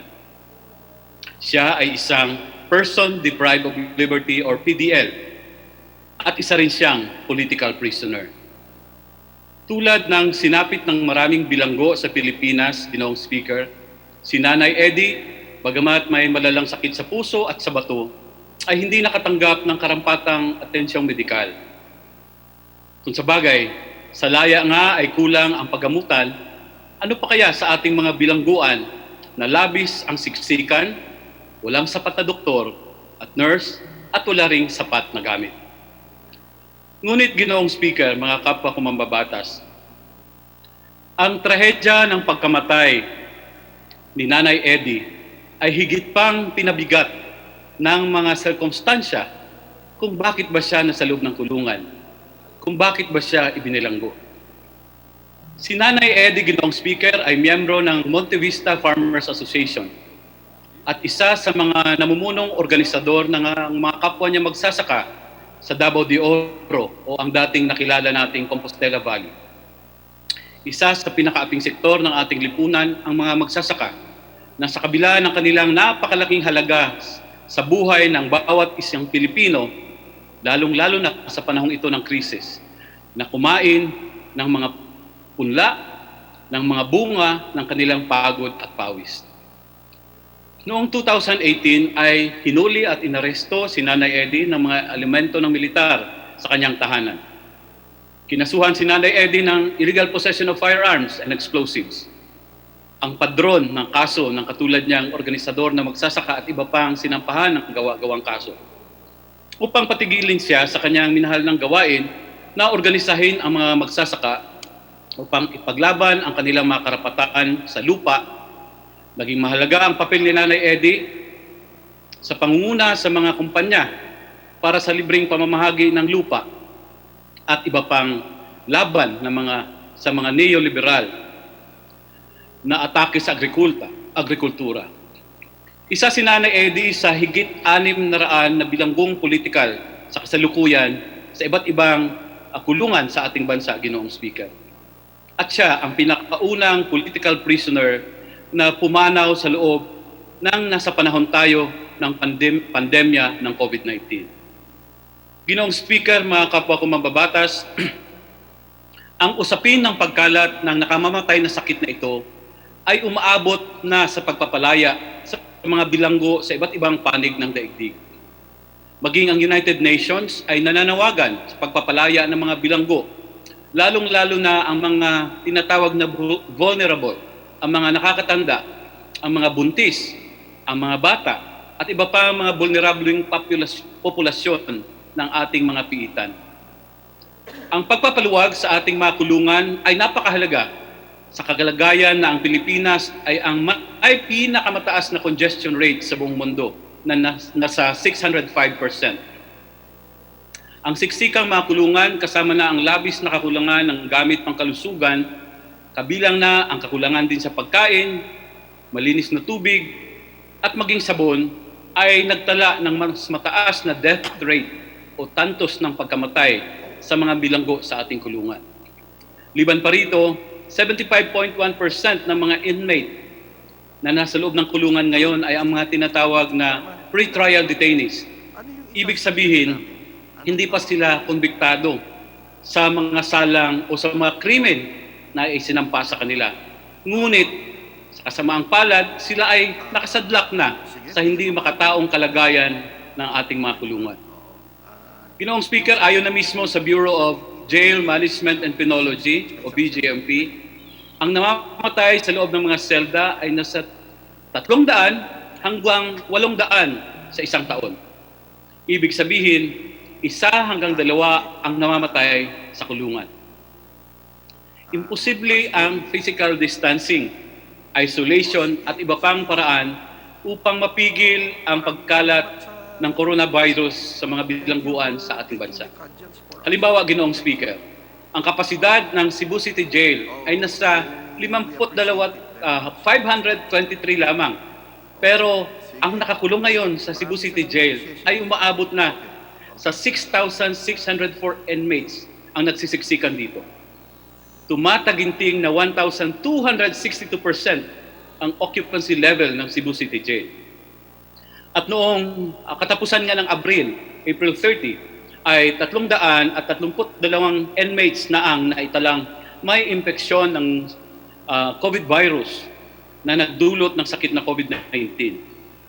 Samut-saring apila, sulat, at panawagan na nakarating na rin sa Korte Suprema at iba pang mga ehensya sa pamahalaan, Ginoong Speaker, upang payagan ang pagpapalaya ng mga bilanggo sa ngalan ng karapatang pantao at kompasyon. Ito naman ay dininig ng Kamara de Representante at ng Korte Suprema na kalaunan ay nagpalabas ng mga regulasyon na tinataya daw na makapagpapalaya ng halos 10,000 mga persons deprived of liberties o mga nakakulong. Gayunpaman, batay sa mabilis na pagkalat ng virus, Ginoong Speaker, at sa malubhang kalagayan ng ating mga bilangguan, ang proseso ng pagpapalaya sa mga bilanggo ay nananatili pa ring mabagal hanggang sa kasalukuyan. Sa ulat na ibinigay sa Kongreso, sinabi ni Pangulong Duterte na nasa proseso na ang Bureau of Pardons and Parole at ang Bureau of Corrections ng pagsasaayos ng prison records. Nasa 200 pa lamang na persons deprived of liberties o mga bilanggo ang nasa sa ilalim ng ribay at 100 PDL pa lamang ang matatalakay kada linggo. Liban pa rito, Ginoong Speaker, sa inilabas na kautusan para pababain ang mga bail sa halagang 20,000, ito ay hindi pa rin sapat dahil ang 20,000 or 20,000 ay mataas pa rin, lalo na sa mga mahihirap na mga bilanggo na karamihan dito ay malaking bahagi ng ating populasyon mga bilanggo ay mahihirap. Mananatili pa rin sila sa bilangguan dahil sa kawalan ng salapi na pambayad ng piyansa dahil dito. Gayon din, Ginoong Speaker, hindi pa rin makakasali ang katulad ni Nanay Eddie sa mga pamalayain kung siya ay nabubuhay pa. Tulad ng mga kagaya niyang bilanggong politikal, bagamat may edad na at may mga malubhang sakit, ay mabibigat na non-bailable na mga krimen o kaso ang pinataw sa kanila. Sa kaso ni Nanay Eddie, ang ipinatong na kaso sa kanya ay illegal possession of explosives na isang non-bailable offense. Kaya naman, ang panawagan natin sa Kamarang de Representantes sa kapulungang ito, luwagan pa ang mga tarangkahan para sa pagpapalaya ng mga bilanggo. Ito ay sa ngalan ng ating pinagsaluhang pagkatao sa kolektibong paglaban sa COVID-19 at sa ngalan ng hustisya. Ginoong Speaker, sa mga institusyon ng ating lipunan, sa ehekutibo, legislatura, at maging sa hudikatura, ang ating panawagan sa panahong ito ng malubhang krisis na dala ng pandemya ng COVID, nananawagan tayo na bigyan ng mas mabigat na pagkiling ang mga mas makataong mga konsiderasyon upang maisalba at mailigtas natin sa kapahamakan ng ating mga kababayan. Sila man ay nasa loob ng mga piitan o kulungan o kung sila man ay nasa labas, subalit nakipagbuno naman sa kondisyong malapiitan dahil sa nangyayaring lockdown or community quarantine at nakikipagbuno lalo't higit sa kahirapan ng buhay. Kaya Ginoong Speaker, kung totoo man na we heal as one, hindi lingid dito ang mga Pilipino nakapiit at sa mga kawani na nakaatas sa kanila. Sila rin ay hindi dapat dapuan ng sakit. Wala dapat sentensyang COVID-19 ang dapat sapitin kahit nino man, Ginoong Speaker. Kaya muli, Ginoong Speaker, bilang panghuli, ang ating panawagan, palayain ang mga vulnerableng populasyon sa loob ng ating mga bilangguan. Palayain ang mga bilanggong politikal. Maraming salamat po, Ginoong Speaker, at magandang hapon po sa ating lahat. Maraming salamat din po sa inyo. The Majority Floor Leader. Mr. Speaker, I move that we refer the speech of the Honorable Kaloy Sarate to the Committee on Rules for its appropriate action. I move so, Mr. Speaker. Is there any objection to the motion? The Chair hears none. The speech of the distinguished gentleman from Bayan Muna Party List is hereby referred to the Committee on Rules. Yes, Majority Floor Speaker, Leader. I now move that the gentleman from Baguio City, Honorable Mark Go, be recognized to avail of the privileged hour. The gentleman from Baguio City is hereby recognized. Please proceed. Thank you, Mr. Speaker. I stand on a matter of personal and collective privilege to bring forward the state and aftermath of Philippine tertiary education in this time of the COVID-19 pandemic. Mr. Speaker, Majority Leader, my esteemed colleagues at the House of Representatives, I wish you all a good and productive afternoon as most of us are kept safe within the walls of our homes during these unusual times brought about by the crisis. Needless to say, the effects of the COVID-19 pandemic has changed the world in the past few months, disrupting the way we live and greatly challenging our perception of normal. It has truly been a trying period, not just for our nation, but for the rest of the world as systems, governments, businesses, and people struggle to adapt to the difficulties of this situation and the uncertainties that lie ahead of us. No one could have truly expected the onslaught of the pandemic and how it would interfere with families, homes, and communities. As the health experts say, the crisis and the scale and extent of how it has challenged our society, as well as our healthcare system, is unprecedented. Nevertheless, the situation is not hopeless.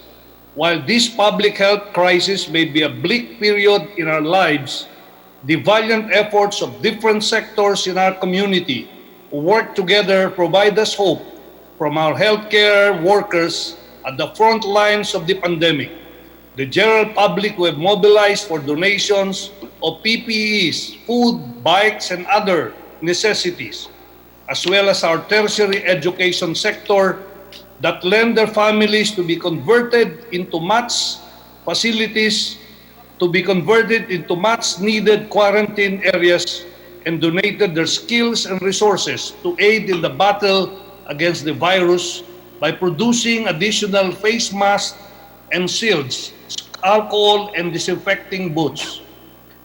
This ties in with another realization brought about by this pandemic. One consequence causes a ripple effect and spreads to others, for better or for worse. As legislators, we have been relentlessly navigating through uncharted territory as we work towards providing real and significant solutions that will guide the nation in this crisis. Understandably, much of the government's efforts have been geared towards augmenting the resources of our healthcare system, its facilities and personnel, whose needs are becoming more imminent by the hour as they deal with the deluge of cases in hospitals whose capacities are way overbooked, all while taking precautionary measures for their own safety and welfare. However, there is no escaping the reality that this public health threat has crippled not just our healthcare system, but other sectors such as education. Mr. Speaker, since the quarantine has been implemented, schools, colleges, and universities nationwide have suddenly ground to a halt as classes were suspended and students were sent home, while faculty and personnel struggled with the necessary adjustments that were needed. The impending risk of mass transmission, a prolonged quarantine period, and mandatory physical distancing meant an entire interruption of our educational system and an impending paradigm shift in methods of instruction, among other pertinent matters. Educators across the nation brought forth some very valid concerns. Do we have to end the semester now? When will we reopen for classes? How do we sustain faculty members, administration personnel, and workers in our employ while classes are suspended in the midst of the lockdown?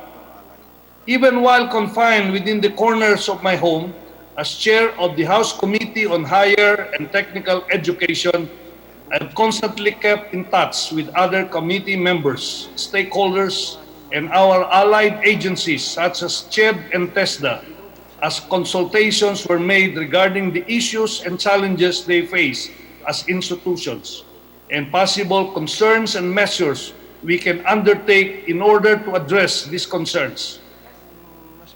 I was also present during the UP Board of Regents meeting via Zoom last April 16 as we deliberated on the proposal of the UP President's Advisory Council to end the academic semester. I also called for and presided over a special committee meeting last April 30 where we were able to hear some valuable insights from our stakeholders and valued resource persons as we discuss the current situation surrounding our higher education institutions and tech-book institutions in the midst of this crisis. As these institutions have shared with us some of the most imminent challenges our institutions face, notably our state universities and colleges and local universities and colleges, include the lack of technological infrastructure and dedicated ICT funding and facilities in order to carry out online learning, especially for disadvantaged students who live in rural areas who lack access to regular connectivity. There is also the issue of the lack of training among faculty members to facilitate distance learning, as well as the more pressing issue of faculty members and students stranded on campus and abroad in their internships in the midst of the lockdown with very limited resources. This is also notwithstanding university employees and students who have contracted the virus. Moreover, the financial impact the pandemic has inflicted may also likely see a bigger number of dropouts. Figures show that almost 60,000 students are projected to drop out of school even in our public colleges and universities across the country, as parents' financial incapacities to support their children's education may force these students to look for employment in order to help their families.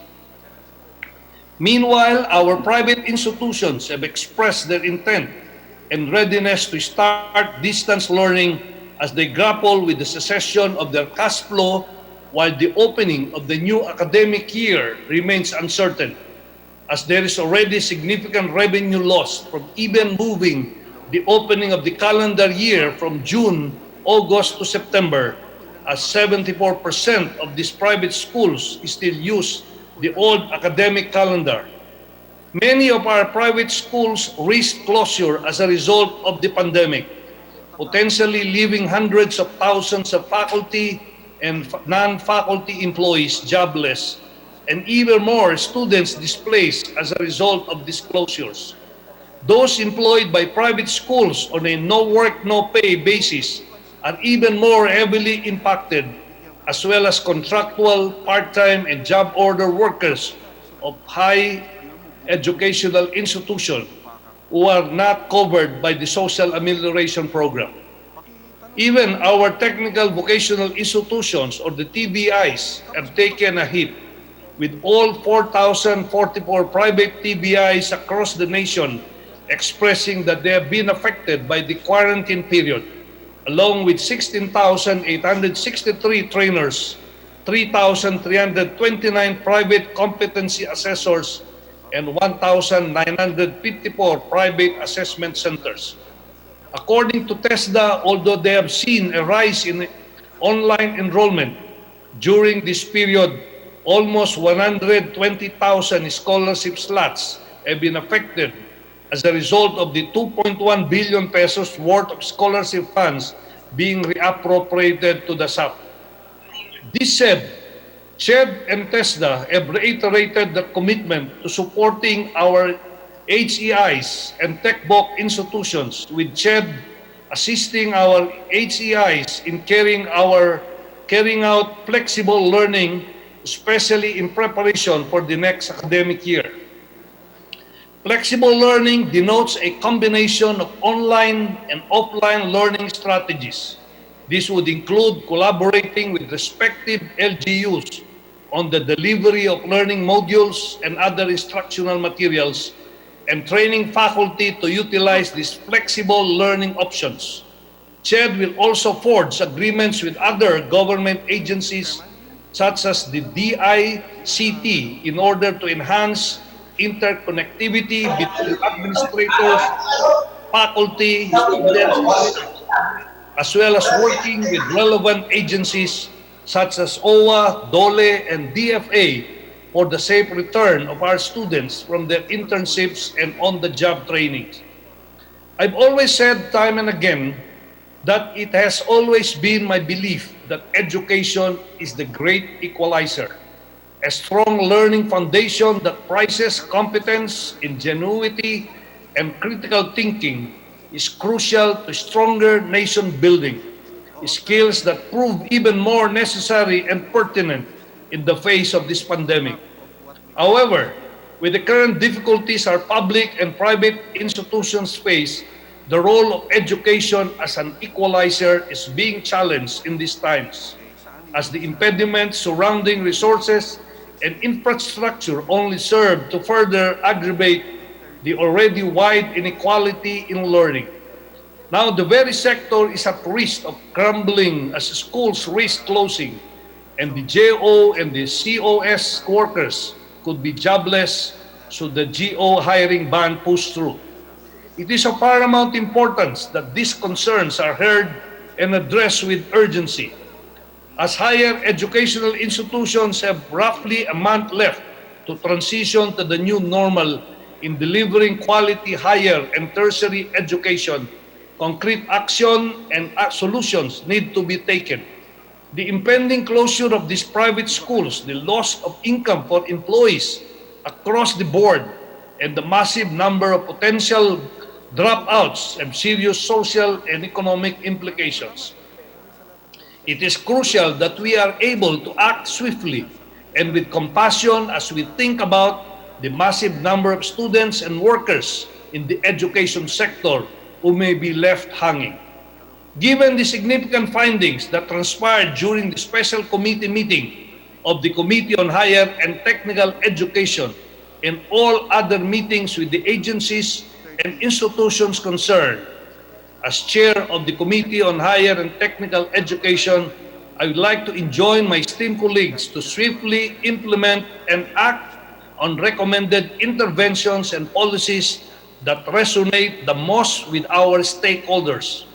It is crucial to establish a special recovery assistance program for our tertiary education sector, as our various public and private institutions strive to adapt and recover from the crisis. While private schools may likely be better equipped to carry out online and web-based education. Currently, only about 20% of state universities and colleges are ready for online learning, with the majority having limited ICT infrastructure. This will also address our colleges and universities' needs as they shift to flexible learning, mainly in supporting the addition of technological infrastructure, especially for our public institutions. The program will seek appropriation for the upgrade or rehabilitation of digital infrastructure for public and private HEIs and our TechBOP institutions, as well as administering faculty and trainers' capability building. Moreover, it is also pressing that we establish provisions for assistance and aid for faculty and employees of higher educational institutions and TBIs affected by ECQ, whether or not they are covered by the Social Amelioration Program, including part-time and contractual employees.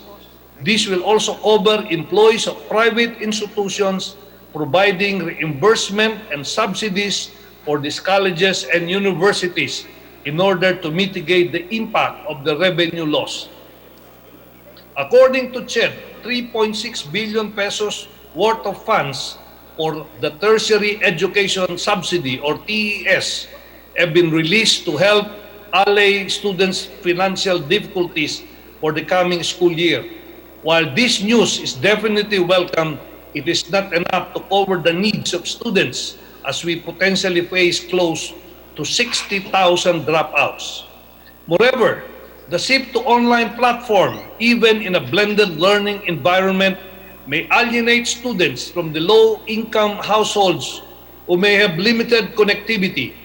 Thus, I would also like to propose the extension of a zero-interest student loan program for financially distressed students and faculty of public and private institutions, which will cover the tuition and other school fees, as well as the purchase of necessary electronic devices and connectivity tools to keep themselves abreast with the new learning system. As majority of our sectors migrate to online platforms in order to adjust to the new normal, it is also prudent for us to help create lending programs for private higher educational institutions and TBIs to address their needs and difficulties related to the crisis. Our private colleges and universities generate thousands of jobs nationwide and produce graduates that become part of our local recruitment pool each year, contributing to national productivity. Thus, the education sector is allied with the country's economic interests and only stands to reason that this sector be integrated into an economic stimulus package that seeks to revive our economic activity by providing support to our nation's entrepreneurs. Moreover, I would like also to urge my distinguished colleagues to ensure the release of funds already appropriated in the 2020 General Appropriations Act for the programs of CHED and TESDA. The road to quality and inclusive education has always been a long battle, and the worldwide pandemic has added to its complications, creating fear and anxiety over our uncertain future. However, as precarious as this situation may be, we cannot afford to be short-sighted in our plans. Our goal is not only to address immediate short-term concerns and guide the development of policies for colleges and universities as they navigate the pandemic, but to continue in our goal of creating lasting reforms that would uplift the state and quality of our tertiary education so it meets the globally relevant standards of the 21st century. At Congress, it is incumbent upon us not only to advocate for quality education, but to ensure the welfare of all as the new normal is upon us. Again, thank you very much at magandang hapon po sa inyo lahat. The Majority Floor Leader. Mr. Speaker, I move that we recognize the lady from Kabataan Party List, the Honorable Sara Elago, for her interpellation. The gentlelady from Kabataan Party List is hereby recognized. Please proceed. Maraming salamat, Ginoong Speaker. First and foremost, I'd like to thank the Honorable Congressman Mark Go, the chairperson of the Committee on Higher and Technical Education, for standing firm with tertiary education stakeholders against the proposed 35% budget cut of the DBM in the budget allocation of Republic Act 10931, Universal Access to Quality Tertiary Education. Kinakailangan po natin na mariin na manindigan na hindi po pagbawas sa pondo sa edukasyon, na apektado rin ng krisis ng COVID-19 pandemic, kundi dapat pangang dagdagan. Dahil sa laki at importante ng gampanin nito sa assistance sa ating mga healthcare frontliners, sa pamamagitan ng produksyon ng iba't ibang tipo ng mga materyales, ng supplies, na makakatulong po sa pagpapalakas ng ating health system. Kaya naman ho, ang representasyon na ito ay nagagalak rin na marinig na ang ating chair ay lubos ang commitment sa pag-a-address po ng mga urgent at immediate concerns ng ating mga stakeholders. Mayroon lang po akong ilang clarificatory questions. Will the gentleman from Baguio City be open for this interpellation, Mr. Speaker? Mr. Speaker, I'll be honored to answer the questions of Congresswoman Sara Elago. Maraming salamat po. Ang isa pong katanungan ko ay nakalagay po sa inyong presentasyon. Do we have to end the semester now? At sa katunayan, Ginoong Speaker, maski po ang CHED nag-advise na magkaroon na ng pagtatapos ng mga online classes at exam by April 30. Ngunit ang kalagayan po sa ating mga institutions of higher education ay ganito. Just 3 days ago, Mr. Speaker, may mga nagpadala po sa atin ng liham na nag-uulat, and I quote, "May exam pa po kami online ngayong linggo, May 11 to 16, 2020. Mangyayari po, if failed ka, INC or incomplete o no grade ang ilalagay sa card mo. Paano naman po yung wala talagang internet connectivity o gadget?" Isa pa, Ginoong Speaker, I am a 5th-year civil engineering student, and for me, online learning is not working. It doesn't really teach us students anything. Napakahirap po sa mga taong katulad ko na hindi afford ngayon ng internet o makalabas pa, na dahil nga sa mga distancing measures at mga public health measures na kailangan nating sundan. Sa gitna po ng pandemya na ito, maski po pang load ay nahihirapan ako. Ako po ay isang working student, no work, no pay ngayon, isang raketero, at wala talagang inaasahan na mapagkukunan sa ngayon. Sa totoo lang po, ako po ay nababauna sa utang. Ito lamang po ay ang ilan na dun sa mga pinadala po sa atin na concerns na hanggang ngayon po ay nagpapatuloy pa ang online exams. No, sa kabila ng marami po sa mga materials ni hindi po nila ma-download dahil yung iba kailangan pang lumabas ng kanilang mga subdivision, magpunta sa mga kakilala na may internet connectivity, mag-risk na lumabas pa ng bahay at sa gitna ng krisis na ito ay dinadala ang ganoong bigat, no, ng pag-iisip, no, kung ano ba ang uunahin? Iyong compliance sa aking online exams o iyong kalusugan, no, na nahihirapan ka na Isipin kung lalabas ka ba sa kabila ng sinabi na dapat wag nang lumabas.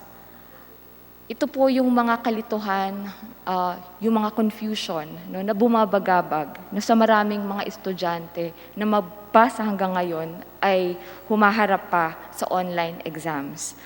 Maari ko po bang malaman, Ginoong Speaker, kung ano na po yung mga interbensyon ng ating komite at ng ating chairperson hinggil po sa nagpapatuloy pang mga online exams sa kabila po ng advisory na dapat po by April 30, tapos na ang online classes.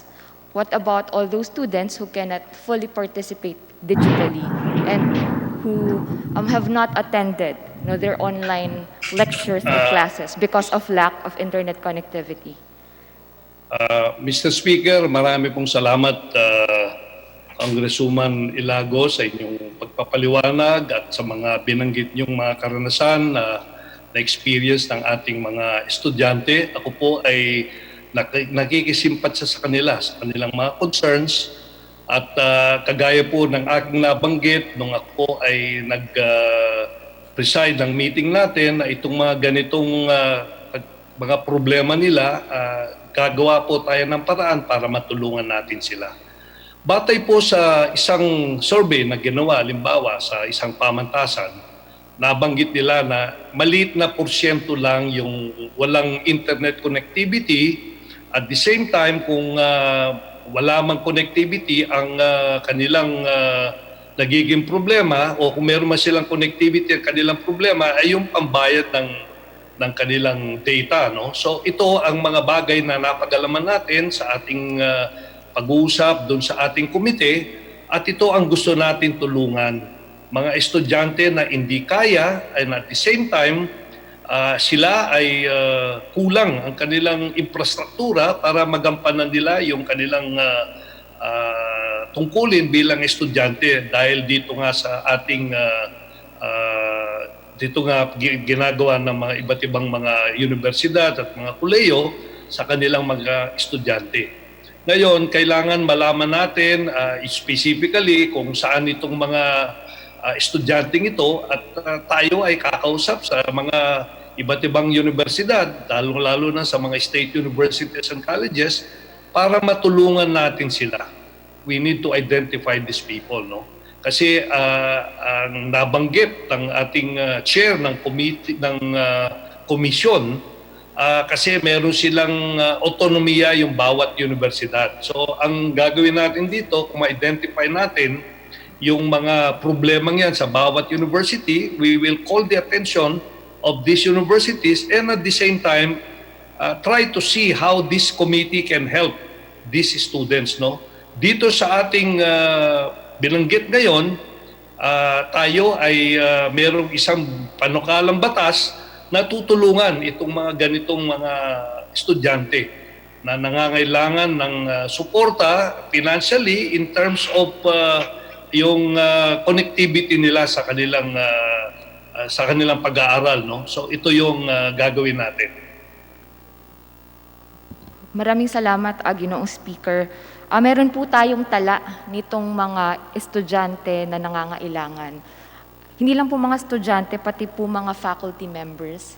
Mariin nyo pong, maliwanag nyo rin pong naipaliwanag at naibahagi sa inyong talumpati ang kalagayan ng ating mga stakeholders, hindi lang yung mga estudyante, faculty, support personnel, kundi maging ang ating mga institutions of learning na nangangailangan talaga ng ayuda sa panahong ito.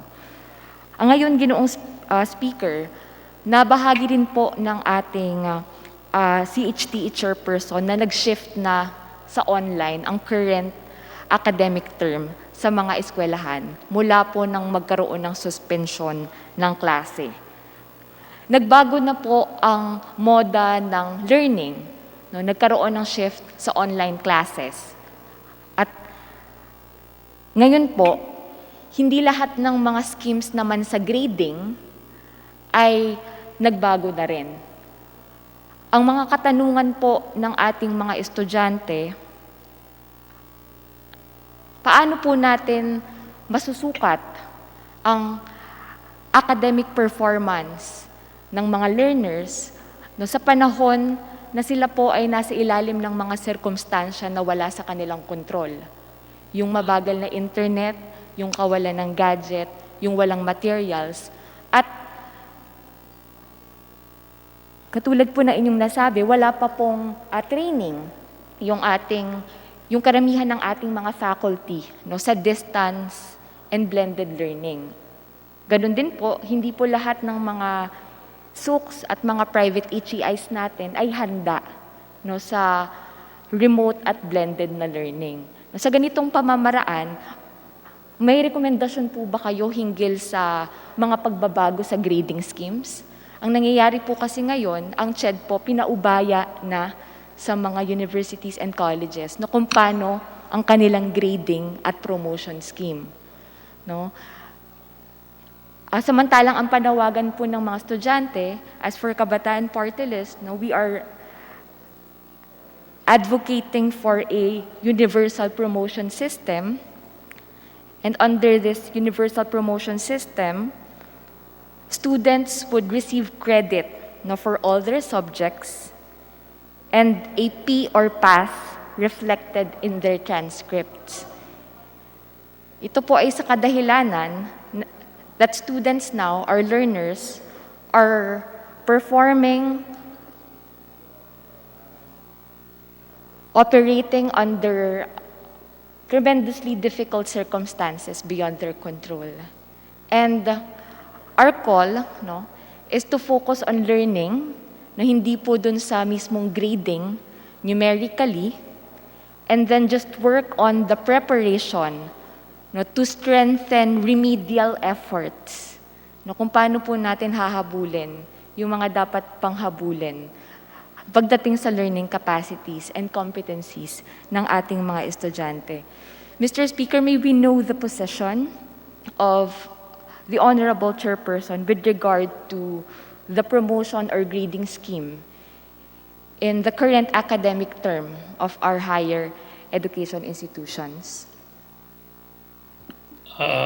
Mr. Speaker, thank you for the question, Congresswoman Sarah.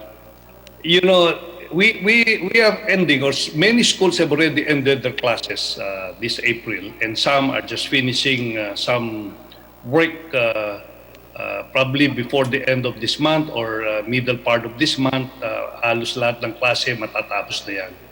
And just like what I stated earlier, ang desisyon ng ating commission, I leave this to the different universities and colleges. There are some colleges na probably might adopt yung pass or fail, wala namang fail dito, at wala nang numerical grading na ibibigay sa mga mga estudyante. But moving forward, I think it's really incumbent upon us, being in the Committee on Higher and Technical Education, to review the most effective grading system that we should recommend to the different state universities and colleges in view of the new normal that we will have even after the lifting itong either ECQ or GCQ. So ito yung magiging challenge natin. And I am very sure that the different state universities and colleges have started looking forward and thinking of what will be the best approach to ensure that we achieve the highest level of quality of education in the respective universities or and colleges. So I am with you that there is really a need to explore your suggestion that it should be, yung pass na lang ang ibibigay natin sa kanila. I think some, just like in UP, although we maintain the grading system for this second semester of school year 2019 and 20, but if a college believes that it should be passed at walang numerical grade, we leave that to them, as long as there is information for the Board of Regents to consider. So yun ang position natin dyan. At this point in time, we need really to look deeper into this and the possible ramification of whatever change we will have in terms of the grading system.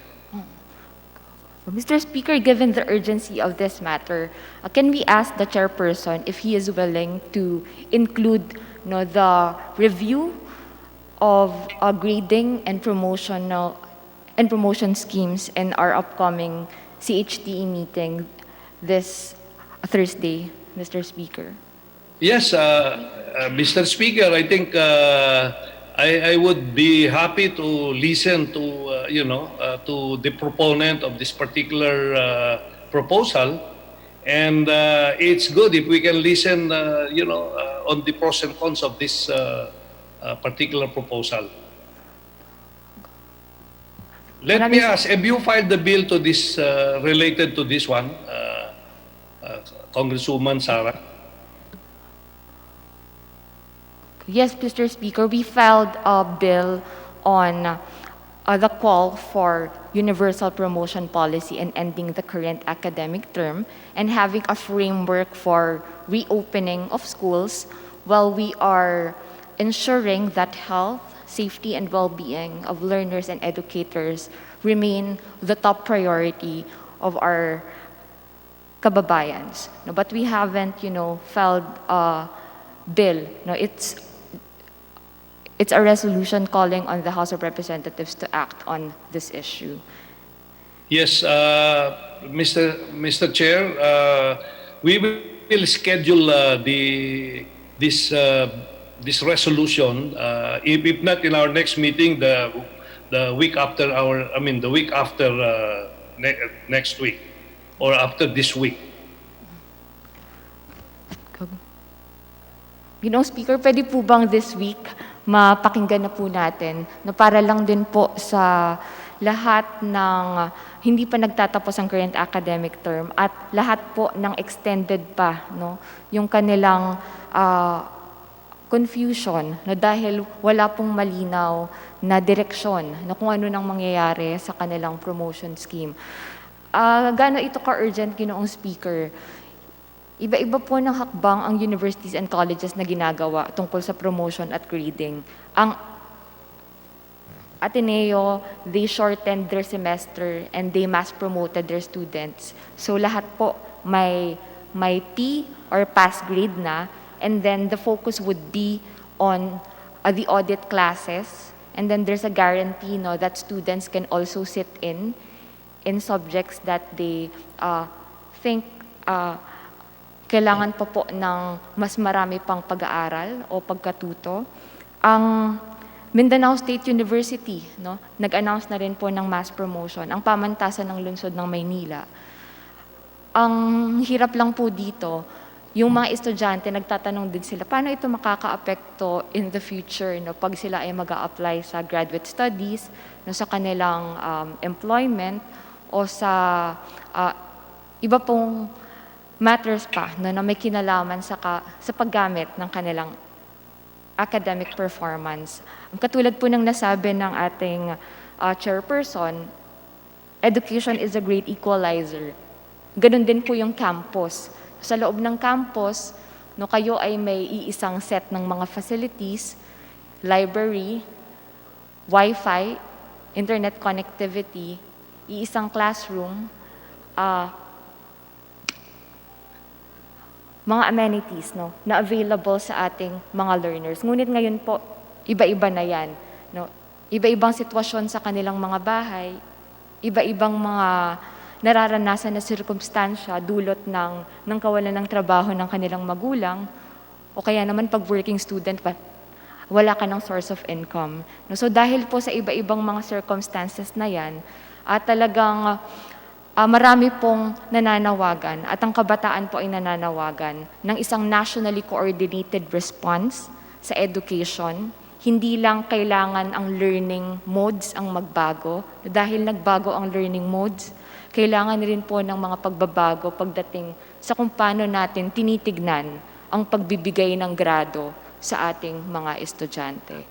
Ayun lamang po, Ginoong Speaker, at hangad ko at nananawagan ako sa ating CHT chairperson na napakinggan ang hamon ng ating learning community na pag-usapan na ang grading at promotion schemes sa mga eskwelahan na apektado ng kinakaharap nating krisis ng COVID-19 pandemic. Maraming salamat, Ginoong Speaker.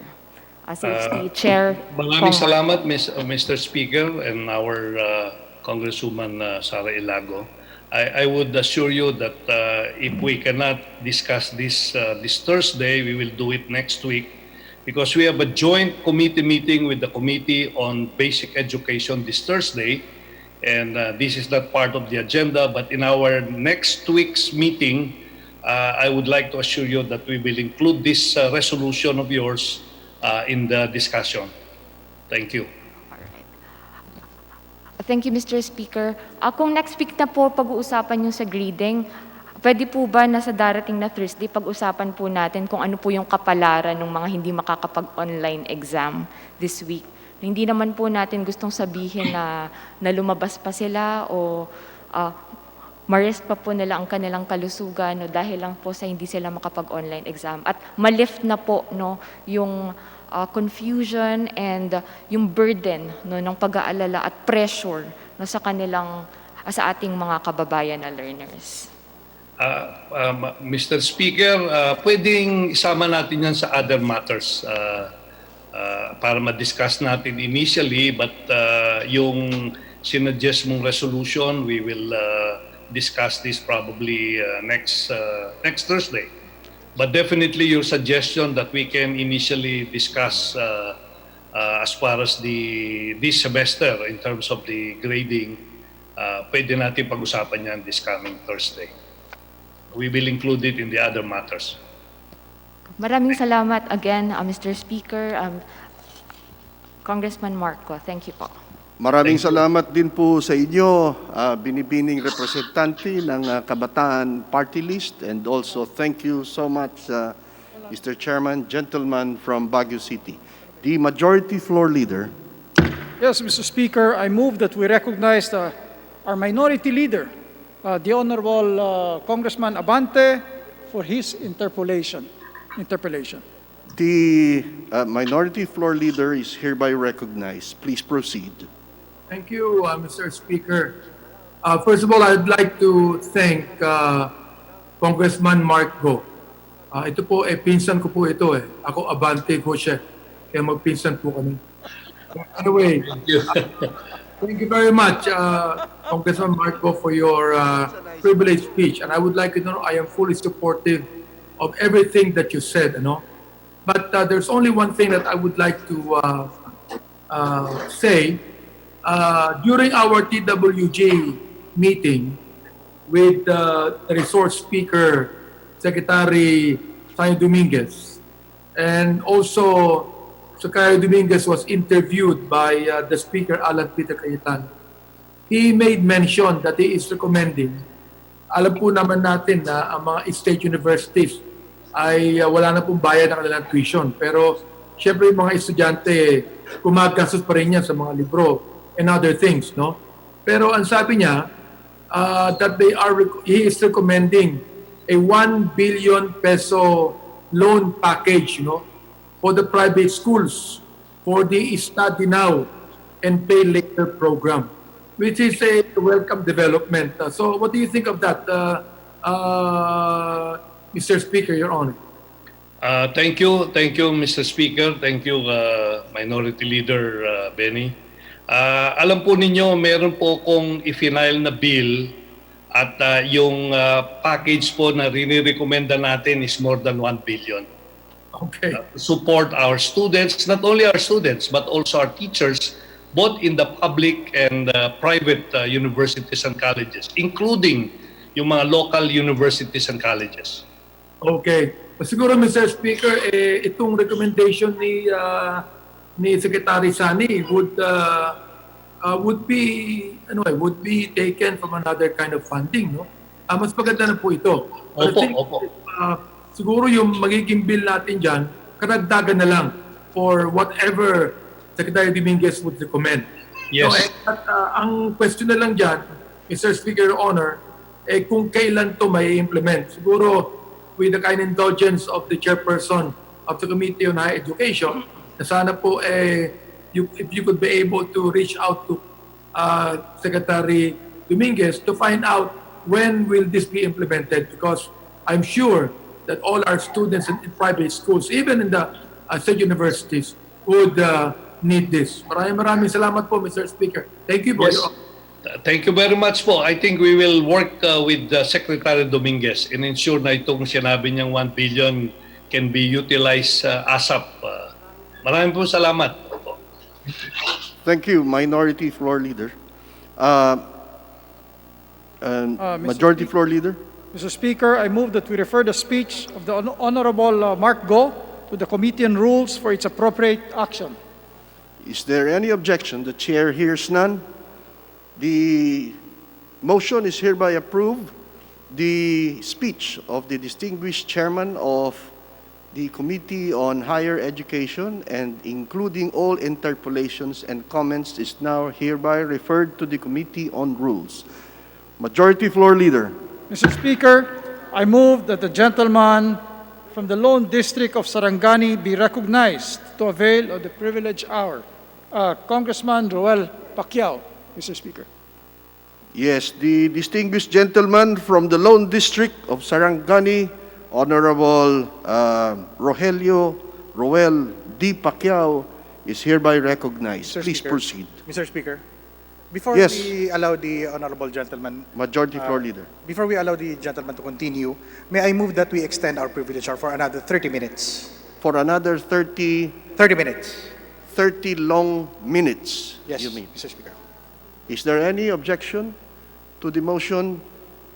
The Chair hears no objection. The motion is hereby approved. Thank The you, Mr. privilege hour is extended to 30 long minutes. Yes, please, gentleman from Sarangani, proceed. Mr. Speaker, my fellow representatives, ladies and gentlemen, magandang hapon po sa ating lahat. Bago po ang lahat, nais ko pong batiin ang aking mga kasamahan sa mababang kapulungan sa ating pong patuloy na pagganap sa ating tungkulin sa kabila ng COVID-19 pandemic. Seeing so many of my colleagues heeding the call of duty, whether through physical or online participation, is truly encouraging. Mr. Speaker, this is the challenge of our lifetimes. Just a few months ago, we have leading normal lives, and the economy was at its strongest.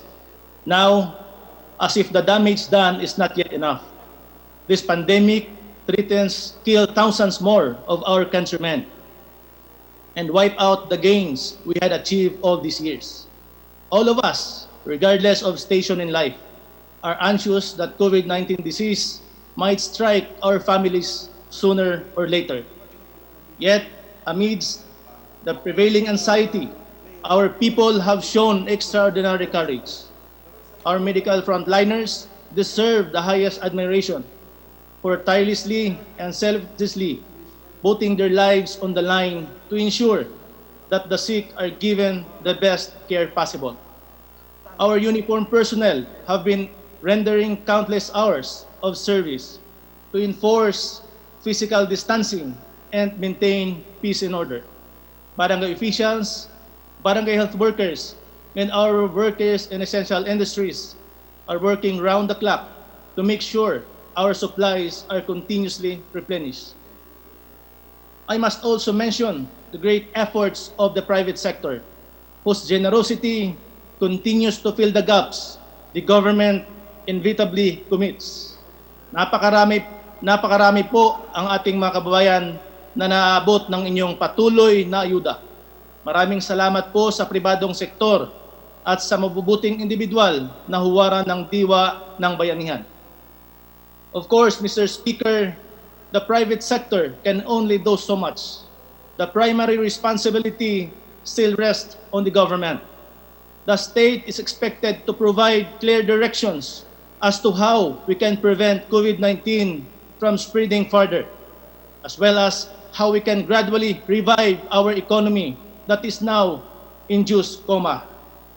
Unfortunately, the fact remains that we have no clear handle as to the current transmission rate of the disease. Everyday updates on the number of new cases, deaths, and recoveries are confusing, given the delays in testing and results. May mga araw po na kunti lamang ang nadadagdag, tapos biglang bumubuhos, indikasyon na napakarami nating backlog. Gayong maliit na parte pa lamang ng populasyon ang naitest. The Department of Health must expand testing nationwide and narrow the gap between testing and release of results in order for us to have clear and picture of what is really happening under our noses. Gaya po ng bilin ng World Health Organization, test, test, test. At this point, Mr. Speaker, allow me to provide an account from my home province, Sarangani. Bilang malayo sa sentro, nauhuli sa pagpapaabot ng programa ng national government.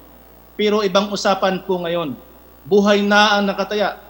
It is true that as of today, Sarangani has reported 0 case of COVID-19. A great feat that I attribute to the national inclination of Sarangans to follow and respect authorities. Our local government units in the province has been working so hard in order to prevent the entry of this unseen enemy in our place, while making sure that our people are not left to suffer hunger. But Mr. Speaker, I cannot help but wonder and worry that our lack of cases might be due to lack of available testing and not because COVID-19 is not yet in our midst. I therefore bemoan, Mr. Speaker, the sad fact that until now, no testing center has been put in place in our province and even in the whole Region 12. What we have in adjacent General Santos City are some hospitals with limited testing capacity, largely reserved for highly suspected cases of COVID-19. Yet we are aware that many of those who contract the virus are either asymptomatic or have mild flu-like symptoms. In the absence of a dedicated massive testing center, health workers and the policymakers in our region are left in the dark as the actual extent of community spread. Kung hindi po tayo nagbibilang, wala po tayong mabibilang talaga ng mga kaso. To leave it that is an utter disservice to our people, especially now that the planned easing of restriction throughout the capacity might give a false sense of security among our citizens. Mr. Speaker, in this pandemic, sabi nga po ng eksperto, we are only as safe as our most vulnerable neighbor. In the context of a nation, our metropolitan centers, our urban areas are only as safe as the countryside. Wala po dapat na iiwan. So again, in the name of my constituents, as well as other in far-flung and less developed provinces, I urge the Department of Health to provide us testing center para po hindi kami mangangapa sa dilim. This pandemic has pointed out grave weaknesses in our local and national governance. COVID-19 has exploited our fragmented LGUs and the suboptimal relationship between them and the national government. As a case in point, there were notable instances where adjacent LGUs implemented drastically different quarantine measures, which resulted in a necessary shortage of supplies in some places and counterintuitive congestion of people in checkpoints and markets. As easing of restriction loom in some areas, it is my hope that Interagency Task Force or IATF would be able to come up with guidelines that would be consistent and across jurisdiction in order to avoid another pathwork wealth of confusing and unproductive regulations. The rollout of subsidies to the poorest Filipino under the Social Amelioration Program, or SAP, is another example of miscoordination. Distribution was painfully slow in certain places. In some instances, the distribution has even resulted in huge crowds which were forced to wait for hours for payout. Mula po sa Kalakhang, Maynila, dyan lamang sa labas ng Batasan, hanggang sa General Santos City, nakakatanggap po tayo ng report ng pagdagsa ng tao sa payout ng SAP. Hindi po maaaring gobyerno mismo ang lumalabag sa sarili nitong utos na stay at home and practice physical distancing. The DSWD must formulate a safer, more creative policy in distributing relief, perhaps by utilizing barangay workers in door-to-door distribution para wala na pong pagtitipon ng mga tao. The miscommunication between local and national government is made even more apparent with the insufficiency of SAP grants in many localities. LGUs have endured the ire disgruntled citizens. Some LGUs with greater income and capacity were able to make up for the differences by establishing their own amelioration program. Yet, Mr. Speaker, the reality is not all LGUs are capable of this. In poorer provinces, like in my home province of Sarangani, the municipal and provincial government simply do not have the means to provide sustained amelioration. I think I can speak on behalf of many of my colleagues, Mr. Speaker, that we were all under impression that the recently passed Bayanihan to Heal as One Act would have provided the government unprecedented level of discretion and flexibility in dealing with the crisis. I think that so far, the performance of the Department of Health in terms of massive testing, as well as of the economic monitors in terms of social amelioration, has been far from perfect. There is a lot of room for improvement, and I can only hope that our policymakers would get better at it soon, before it's too late. Mr. Speaker, I have spoken on these things as a matter of constructive criticism, in line with the mandate of Congress to exercise oversight. We in Congress are not detached from the realities of governance in the midst of pandemic. In fact, our continuing response to the situation, several measures like the COVID-19, unemployment reduction, economic stimulus, or CURES Bill of 2020 are on our agenda. This historic stimulus bill is the precise kind of government intervention we need in order to save our economy, particularly our micro, small, and medium enterprises, or MSMEs, many of whom are now at the verge of collapse. We acknowledge that the fate of MSMEs is closely tied to the fate of our consumers and workers. So Congress is committed to support them and other sensitive industries all the way to full recovery. Mr. Speaker, Congress demands a greater sense of direction and responsiveness from relevant government agencies which are clearly lagging. Our people deserve better. They need to know and feel that their government is doing its best in fighting for them. As Congress continues to free up more funds and devolve more powers to these agencies, it is our fervent hope that they will be used responsibly and sensibly.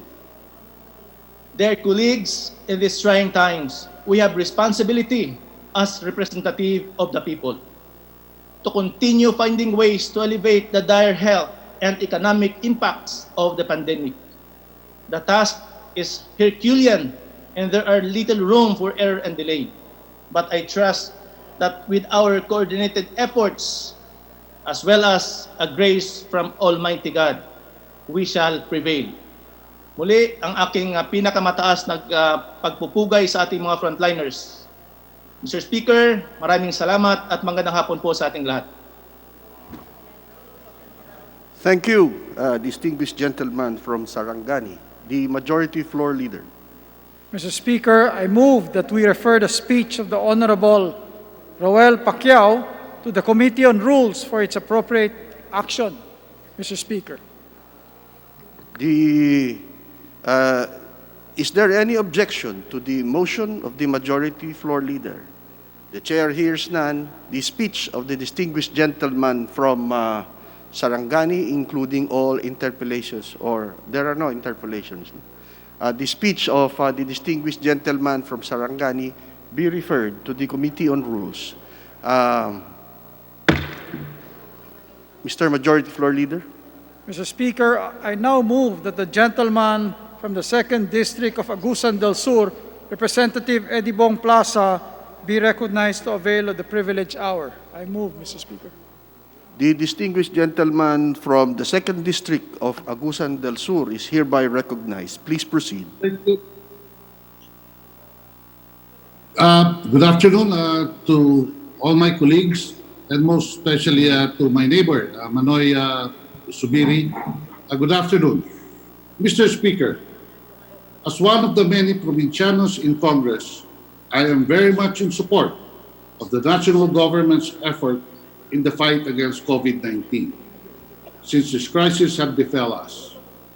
My office kept in close coordination with my constituents and constantly being updated on the situation on the ground.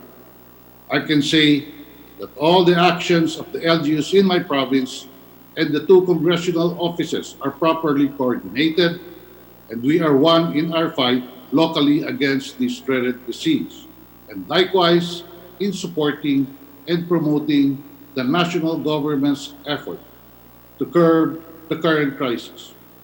As we speak, Mr. Speaker, the province of Agusan del Sur remains COVID-free, and we intend to keep it at that. We are all very much aware how contagious and deadly this virus is and how much it strained our country's health sector, the national budget, and the overall economy. For a province like ours, given our limitations, we cannot afford to battle head-on with this disease. It is an understatement to say that it is going to be catastrophic. In our case, if it does happen. So, Mr. Speaker, we are dealing with this crisis proactively by preventing this virus to set its foot in the province. From February to April, the province have issued 8 executive orders and 1 Sangguniang Panlalawigan resolution to prepare against COVID-19, which was primarily directed to keep the province with a path of contagion. A comprehensive action plan was immediately put in place. The provincial health cluster sprang into action early in March, along with the establishment of the Provincial Emergency Operations Center. Provincial communication facilities and public information protocol was set up. A multi-agency task force was established to man and strengthen border checkpoints. An information system for collecting and storing data on the province health situation on the ground, preventive measures was put in place for decision and policy-making purposes, especially for quick responses. Financial resources were secured, food security plan put in place, provisions for relief, assistance, and incentive for frontliners and volunteers were ready and were actually implemented and being implemented as we remain on alert status. 105 quarantine areas were put up for the entire province. 3 managed by the province and 102 are strategically distributed in the city, municipalities, and barangays. The Philippine National Police, along with individual and organization volunteers, regularly patrol our streets to enforce the quarantine protocol. There are also initiatives to ensure food and non-food security for the entire province. In short, Mr. Speaker, we have made great strides in preventive measures with so many sacrifices on our part to keep the province COVID-free as our contribution to our national effort to keep down infection cases and preventing this disease to wreak havoc in the country, especially on places that are less prepared against it. While we are at it, Mr. Speaker, we are well aware of the national situation and we remain concerned for other areas contiguous and neighboring to our province as we struggle to keep safe the province from contagion. We are making special efforts to make sure the needs and concerns of nearby neighboring provinces, especially those battling COVID-19, are met promptly and sufficiently. We designed and implemented border arrangement transactions to maintain an unhampered flow of supplies and keep movement of people in check, especially those coming from the outside. While we respect and abide by the established national protocol on quarantine, we at the same time implement stricter measures in keeping our proactive preventive stance. We understand that the national protocol that was established was heavily based on the situation in areas heavily compromised, and we are one with them that those measures are necessary to stem the tide of contagion. However, Mr. Speaker, with the stated situation in my province, which relies on preventive measures, we cannot help but be more stricter. This situation, Mr. Speaker, has placed officials of the province in quandary as public pronouncements of national officials on national TV, clarifying the quarantine protocols has made our stricter measures appear in violation of the national quarantine protocol and caused confusion and conflict between our people in the field implementing the local measures and especially those coming from the outside of the province. Despite this, Mr. Speaker, the local officials of the province are standing pat on their measures, willing to face sanctions if indeed their actions are in violation of the quarantine protocol. But with this continued insistence of local measures, Mr. Speaker, we were able to keep the province COVID-free until now and kept ourselves always on our toes to keep the status quo with regard to COVID infection cases. Also, Mr. Speaker, with our strict measures, we are also able to apprehend APORs who abuse their privilege under the quarantine protocol. There was this incident of an ambulance coming from outside of the province, refusing to be inspected at the border checkpoint from our end. An ambulance from the outside entering the province with respect to COVID case is not usual. But an ambulance going out of the province upon inspection, going out of the province is. Upon inspection, we found one family as passengers going into the province, so we subjected them to quarantine protocol. Another incident involved a member of law enforcement agency who also refuses to be subjected to a checkpoint inspection. But checkpoint officials of the province insisted on the process and found the vehicle was carrying women, entertainers from other province. Drivers and crews of cargo vehicles that are supposed to be just passing through were found to make stopovers and even stayed overnight, evading quarantine measures. These, Mr. Speaker, are instances that illustrate our situation in the province. We allow this unhampered flow of supposedly APORs without undergoing through our own measures to keep the province COVID-free. All our efforts and sacrifices to shield the province from contagion and protect our people from this dreaded disease will simply come to naught. These incidents may also be happening in other provincial LGUs. Lately, the mayor of the municipality of Santo Domingo in Albay province confirmed that an ambulance who evaded the checkpoint was found to be carrying 2 passengers who just flew in from New York. I am sure these incidents are frowned on and do not happen in heavily compromised areas such as Metro Manila, as the people there are really confronted by this life-threatening disease. Unlike in the provinces where people are more complacent and do not understand how difficult it is from the governance perspective, confronting and managing such threats.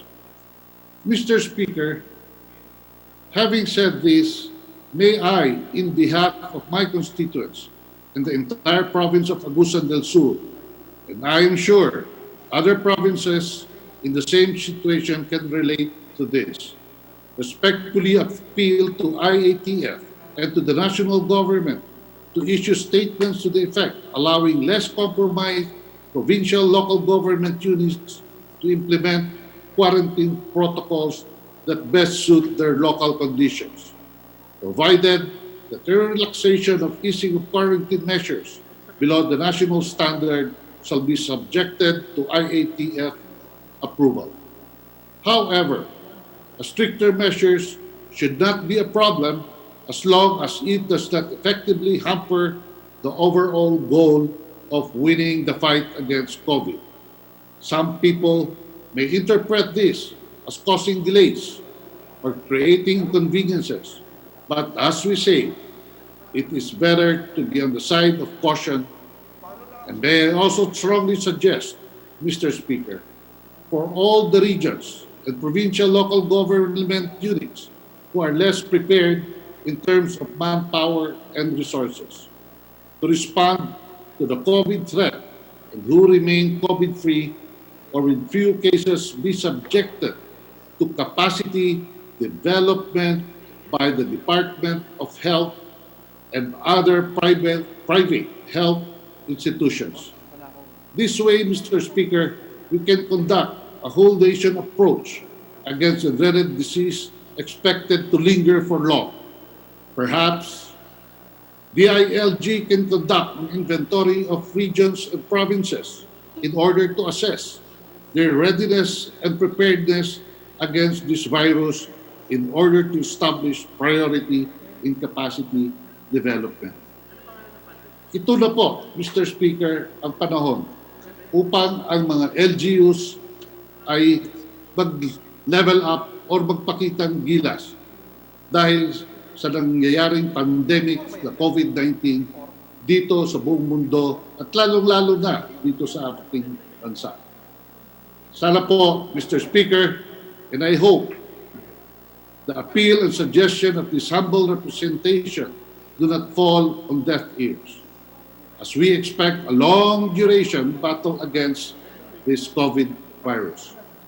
The provinces like ours need encouragement that our efforts and sacrifices are being recognized. We need assurances that the gains we so far have accomplished will not be wasted, to which we can improve upon and use as capital to further our own battle with this threat and win against it, as our own contribution in the national effort in winning this war. Mr. Speaker, together with Honorable Caraps Paduano, we just filed a resolution to this effect, and I hope my honorable colleagues will find merit in this and generously guard their support. The resolution reach the floor. Once the resolution reached the floor. Thank you again, Mr. Speaker, and good afternoon to all my colleagues.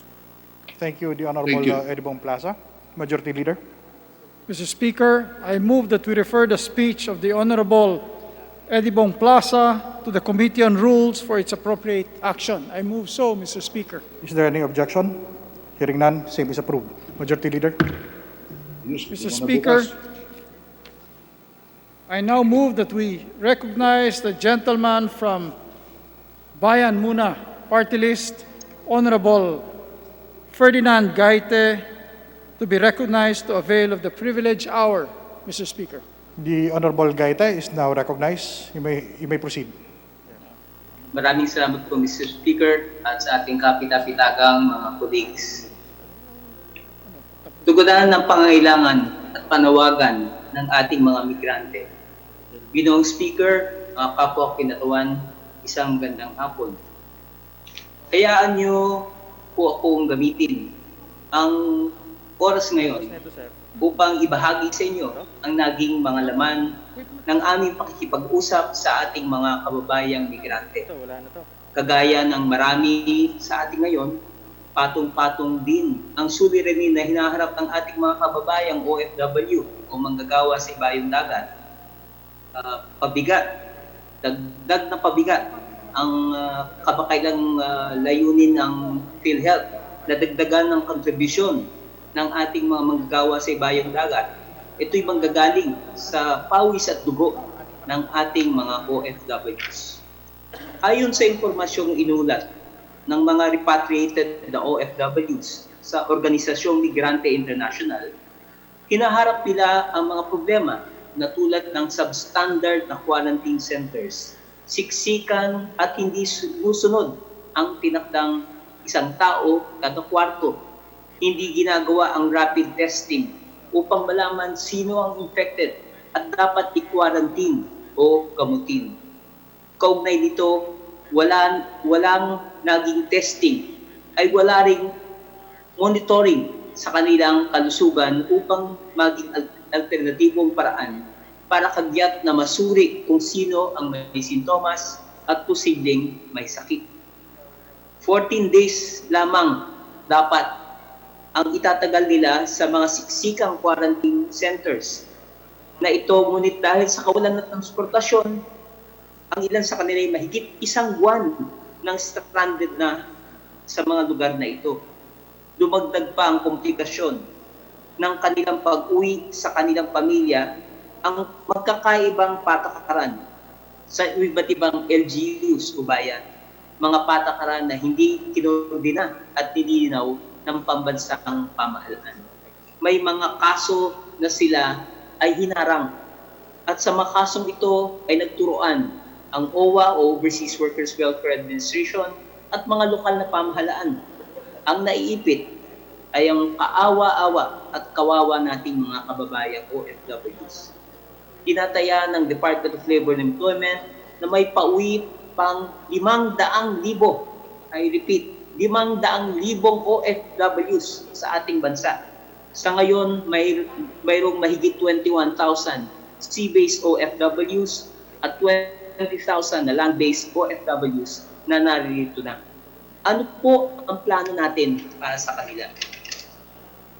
Paano tutuparin ang plano magkakaroon ng testing at monitoring kung iyang mga narito ay hindi pa rin natetest? Paano tutuparin ang plano sila ay mahihatid sa kanilang mga tahanan kung yung stranded na narito ay nasa quarantine center pa rin? Repatriated at paparating na OFWs pa lamang yan. Nariyan pa po ang outbound na OFWs na hindi na makalipad. Sa kasamaang palad, ayon sa kanilang daing, wala daw po sila sa radar ng ating mga kinauukulan. Walang serbisyo para sa kanila maliban sa ilang food assistance. Inabandona sila ng kanilang mga recruitment agencies o manning agencies. Ang mga tinutuluyan nila ay kadalasang mga siksikang dorm o accommodation kung saan restricted ang kanilang mobility dahil sila ay hindi tagaroon kung kaya't hindi sila nabibigyan ng mga quarantine pass. Ubos ang pera dahil sa nagpoproseso ng mga papeles upang makalipad, ngunit ngayon stranded, walang kita at walang ayuda na natatanggap mula sa pamahalaan. Bakit nga ba wala silang ayuda? Ang pangako ng Department of Labor ay may one-time financial assistance para sa ating mga kababayang OFW na nawalan ng trabaho. Ang allotment para sa kanila ay aabot ng 1.5 billion pesos. Kung gayon, 150,000 sana na OFWs lamang ang makakatanggap ng ayudang ito.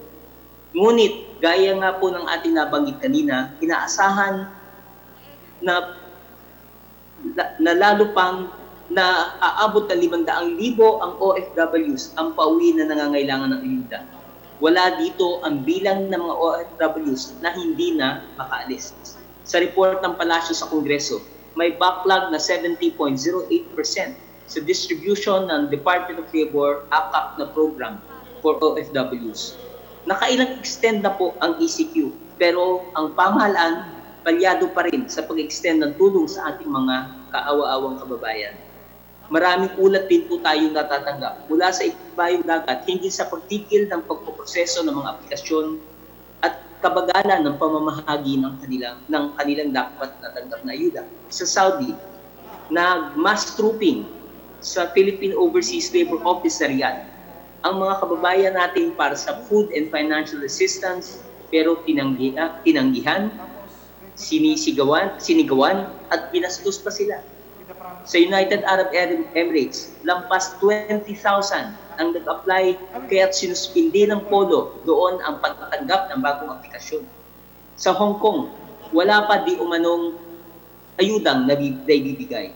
May iba pang mga bansa na nagsuspindi ng pagtatanggap ng aplikasyon at ng processing dahil hindi kinaya ng kanilang sistema at wala di umanong mga pondo.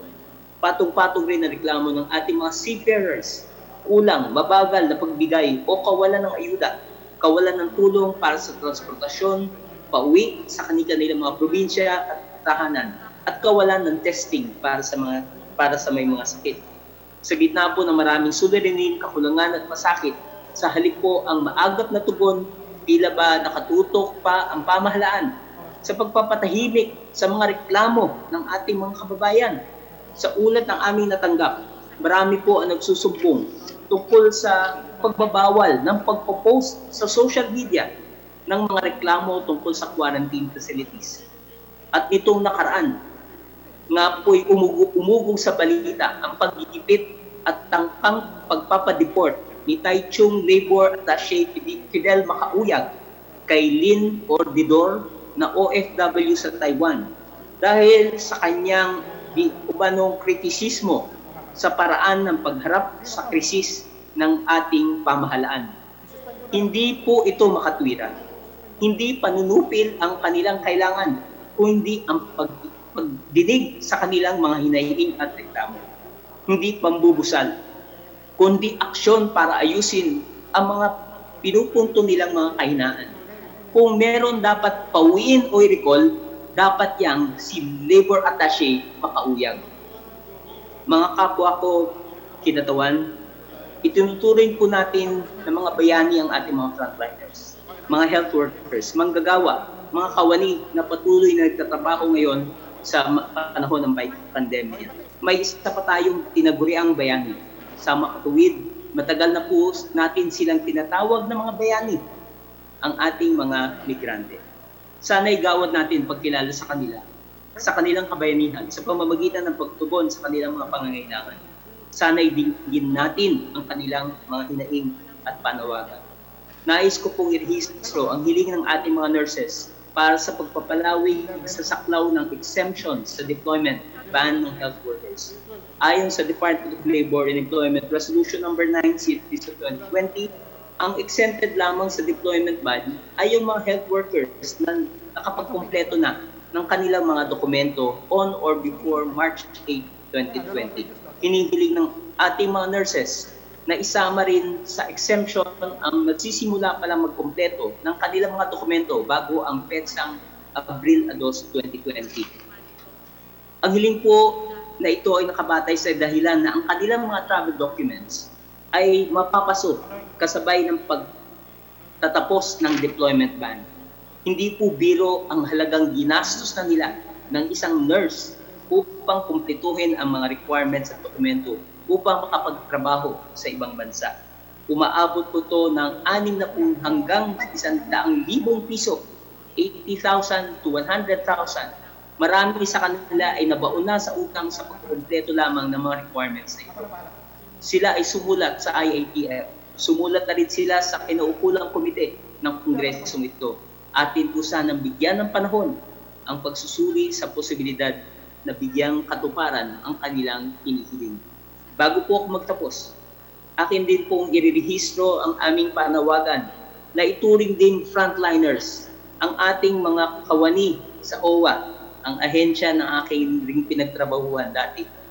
Amin pong hiling na sila'y babigyan din ng PPEs o personal protection equipment, lalo na yung talagang nasa frontline na nagbibigay serbisyo.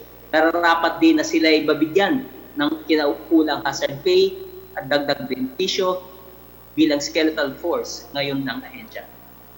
Muli, giniginabayan na ang pagpapabilis at pagpapalawak pa ng pagpapaabot ng tulong sa ating mga kababayang nangangailangan. Naririto man sila sa Pilipinas o nasa labas sila ng ating bansa. Maraming salamat po. Thank you, Honorable Gaite. Majority Leader.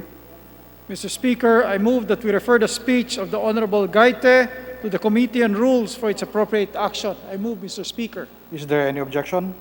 Hearing none, same is approved. Mr. Speaker, I move for the reference of business. Majority Leader.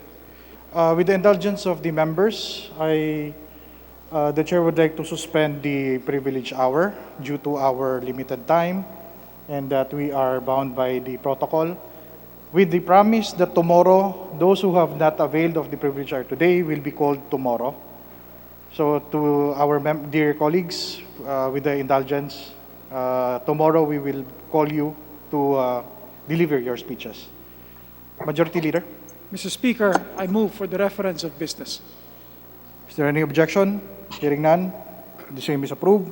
The Secretary General is hereby directed to read the titles of business on first reading, bills on first reading, as well as communications and resolutions. Additional reference of business. Bills on first reading. House Bill numbers 6711 and 6718, creating the Philippine Center for Disease Control and Prevention. Representatives Chipeco Hernandez. To the DCC Ad Hoc Committee. House Bill 6712, granting daily allowance to service volunteers during period of disasters. Representative Quaresma. To the DCC Ad Hoc Committee. House Bill 6713, mandating the inclusion of disaster preparedness and management subject in the junior high school curriculum. Representative Quaresma. To the Committee on Basic Education and Culture. House Bill 6714, granting hazard pay to officials and employees of national, regional, and local disaster risk reduction management council. Representatives Defensor Michael and Teves Jose. To the DCC Ad Hoc Committee. House Bill 6715, mandating banks and government financial institutions to offer flexible loan programs to MSMEs affected by the coronavirus disease 2019 pandemic. Representative Castelo. To the DCC Ad Hoc Committee. House Bill 6716, promoting the adoption of electronic money as a medium of exchange for financial transactions of the government and all merchants. Representative Hernandez. To the Committee on Banks and Financial Intermediaries. House Bill 6717, imposing sales tax in lieu of value-added tax. Representative Hernandez. To the Committee on Ways and Means.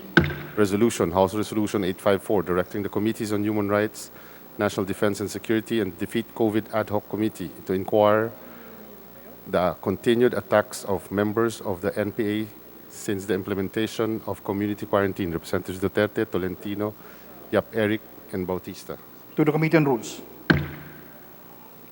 Additional reference of business resolutions, House Resolution 855, authorizing the burial of medical frontliners who died in service due to COVID-19 in the libingan ng mga bayani. Representative Carbin. To the DCC Ad Hoc Committee. House Resolution 856, urging all private and public television stations in the country to allot at least 3 hours per day to educational programs that foster holistic learning and education to keep government on track in its commitment to achieve the 17 Sustainable Development Goals. Representative Villaraza Suarez. To the Committee on Sustainable Development Goals. House Resolution 857, urging the Department of Education to implement TV-based lectures for elementary and high school in the country during the COVID-19 period. Use the facilities of 2 government-owned TV stations, PTV4 and IBC13 televisions, to serve as transmission vehicles for such lectures and ensure government continues on its track to achieve goal for quality education of the 17 Sustainable Goals. Representative Villaraza Suarez. To the Committee on Basic Education and Culture. House Resolution 858, denouncing and condemning the attacks made by the Communist Party of the Philippines, New People's Army during the ongoing COVID-19 pandemic. Representatives Duterte, Tolentino, Yap Eric, and Bautista. To the Committee on Rules.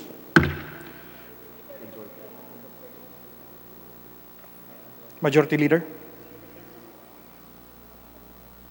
Mr. Speaker, I move that we recognize the gentleman from Kalusugan Party List, Honorable Congressman Defensor, for his manifestation. The Honorable Defensor is hereby recognized. Thank you, Mr. Speaker. Thank you, Majority Floor Leader. Mr. Speaker, I just want to put into the record that today the Speaker Alan Cayetano came out in Facebook, if I'm not mistaken, as regards the issue of the ABS-CBN franchise. Klarong-klaro po yung statement ni Speaker doon. At ngayong hapon po, sa aking pagkakaalam, nagsalita rin po ang Senado. Nagkaroon ng botohan tungkol sa isang resolusyon na kanilang pinapasa tungkol sa prangkisa ng ABS-CBN. I will not discuss any of those. In fact, I submit to the statement of the Speaker as regards how we proceed as Congress, as an institution, in particular the Committee on Franchises, on how they will conduct the hearings for this purpose. I just want to manifest, Mr. Speaker, and because I understand, marami na naman po mga reaksyon na lalabas tungkol dito, na ang ating kapulungan sa ngayon, and I speak for the 116 new members, 160 na po ang bago dito sa Kongreso. When we started in July, immediately we were tackling the budget. Humigit kumulang 5 buwan po yan na nag-usap tayo tungkol sa budget. Pagkatapos niya, nagkaroon tayo ng diskusyon tungkol sa pagtaas ng sweldo ng teachers, ng nurses, nagkaroon tayo ng taal, nagkaroon tayo ng COVID. Bago po ng March 10, nagsabi na po naman tayo na supposedly we will be conducting hearings while under suspension. We called for another special session for this purpose. I'm only saying this, Mr. Speaker, just to clarify that this Congress has 116 new members. This franchise has been there since 2014. 2014 po, nandyan na yung prangkisang yan. Iba ang chairman ng franchise, iba ang presidente, iba ang Speaker of the House. Si Pangulong Pinoy, Noynoy Aquino ang presidente, ang Speaker of the House at that time was Speaker Sonny Belmonte. The chairman of franchise was Chairman Marcy Teodoro. And the Senate President then was Senator Drilon. So I just want this to put on the record, Mr. Speaker, just to clarify, because I think it is unfair to say that this Congress, with existence of 10 months, with 160 new members, are fully knowledgeable or are well-informed of the issues concerning this franchise. We're also interested to hear the issues. Gusto namin malaman kung anong nangyayari. At wala po kaming, hindi pwedeng sisihin ang Kongresong to sa mga nangyayari sa ngayon tungkol sa renewal ng prangkisa ng ABS-CBN. Just a quick manifestation, Mr. Speaker. Thank you. Thank you, Majority Floor Leader. The manifestation of the Honorable Defensor is hereby noted. Majority Leader. Mr. Speaker, I move that we refer the manifestation. Mr. Speaker, I move to suspend the session till 3 o'clock tomorrow. I move to suspend the session, Mr. Speaker. Session suspended.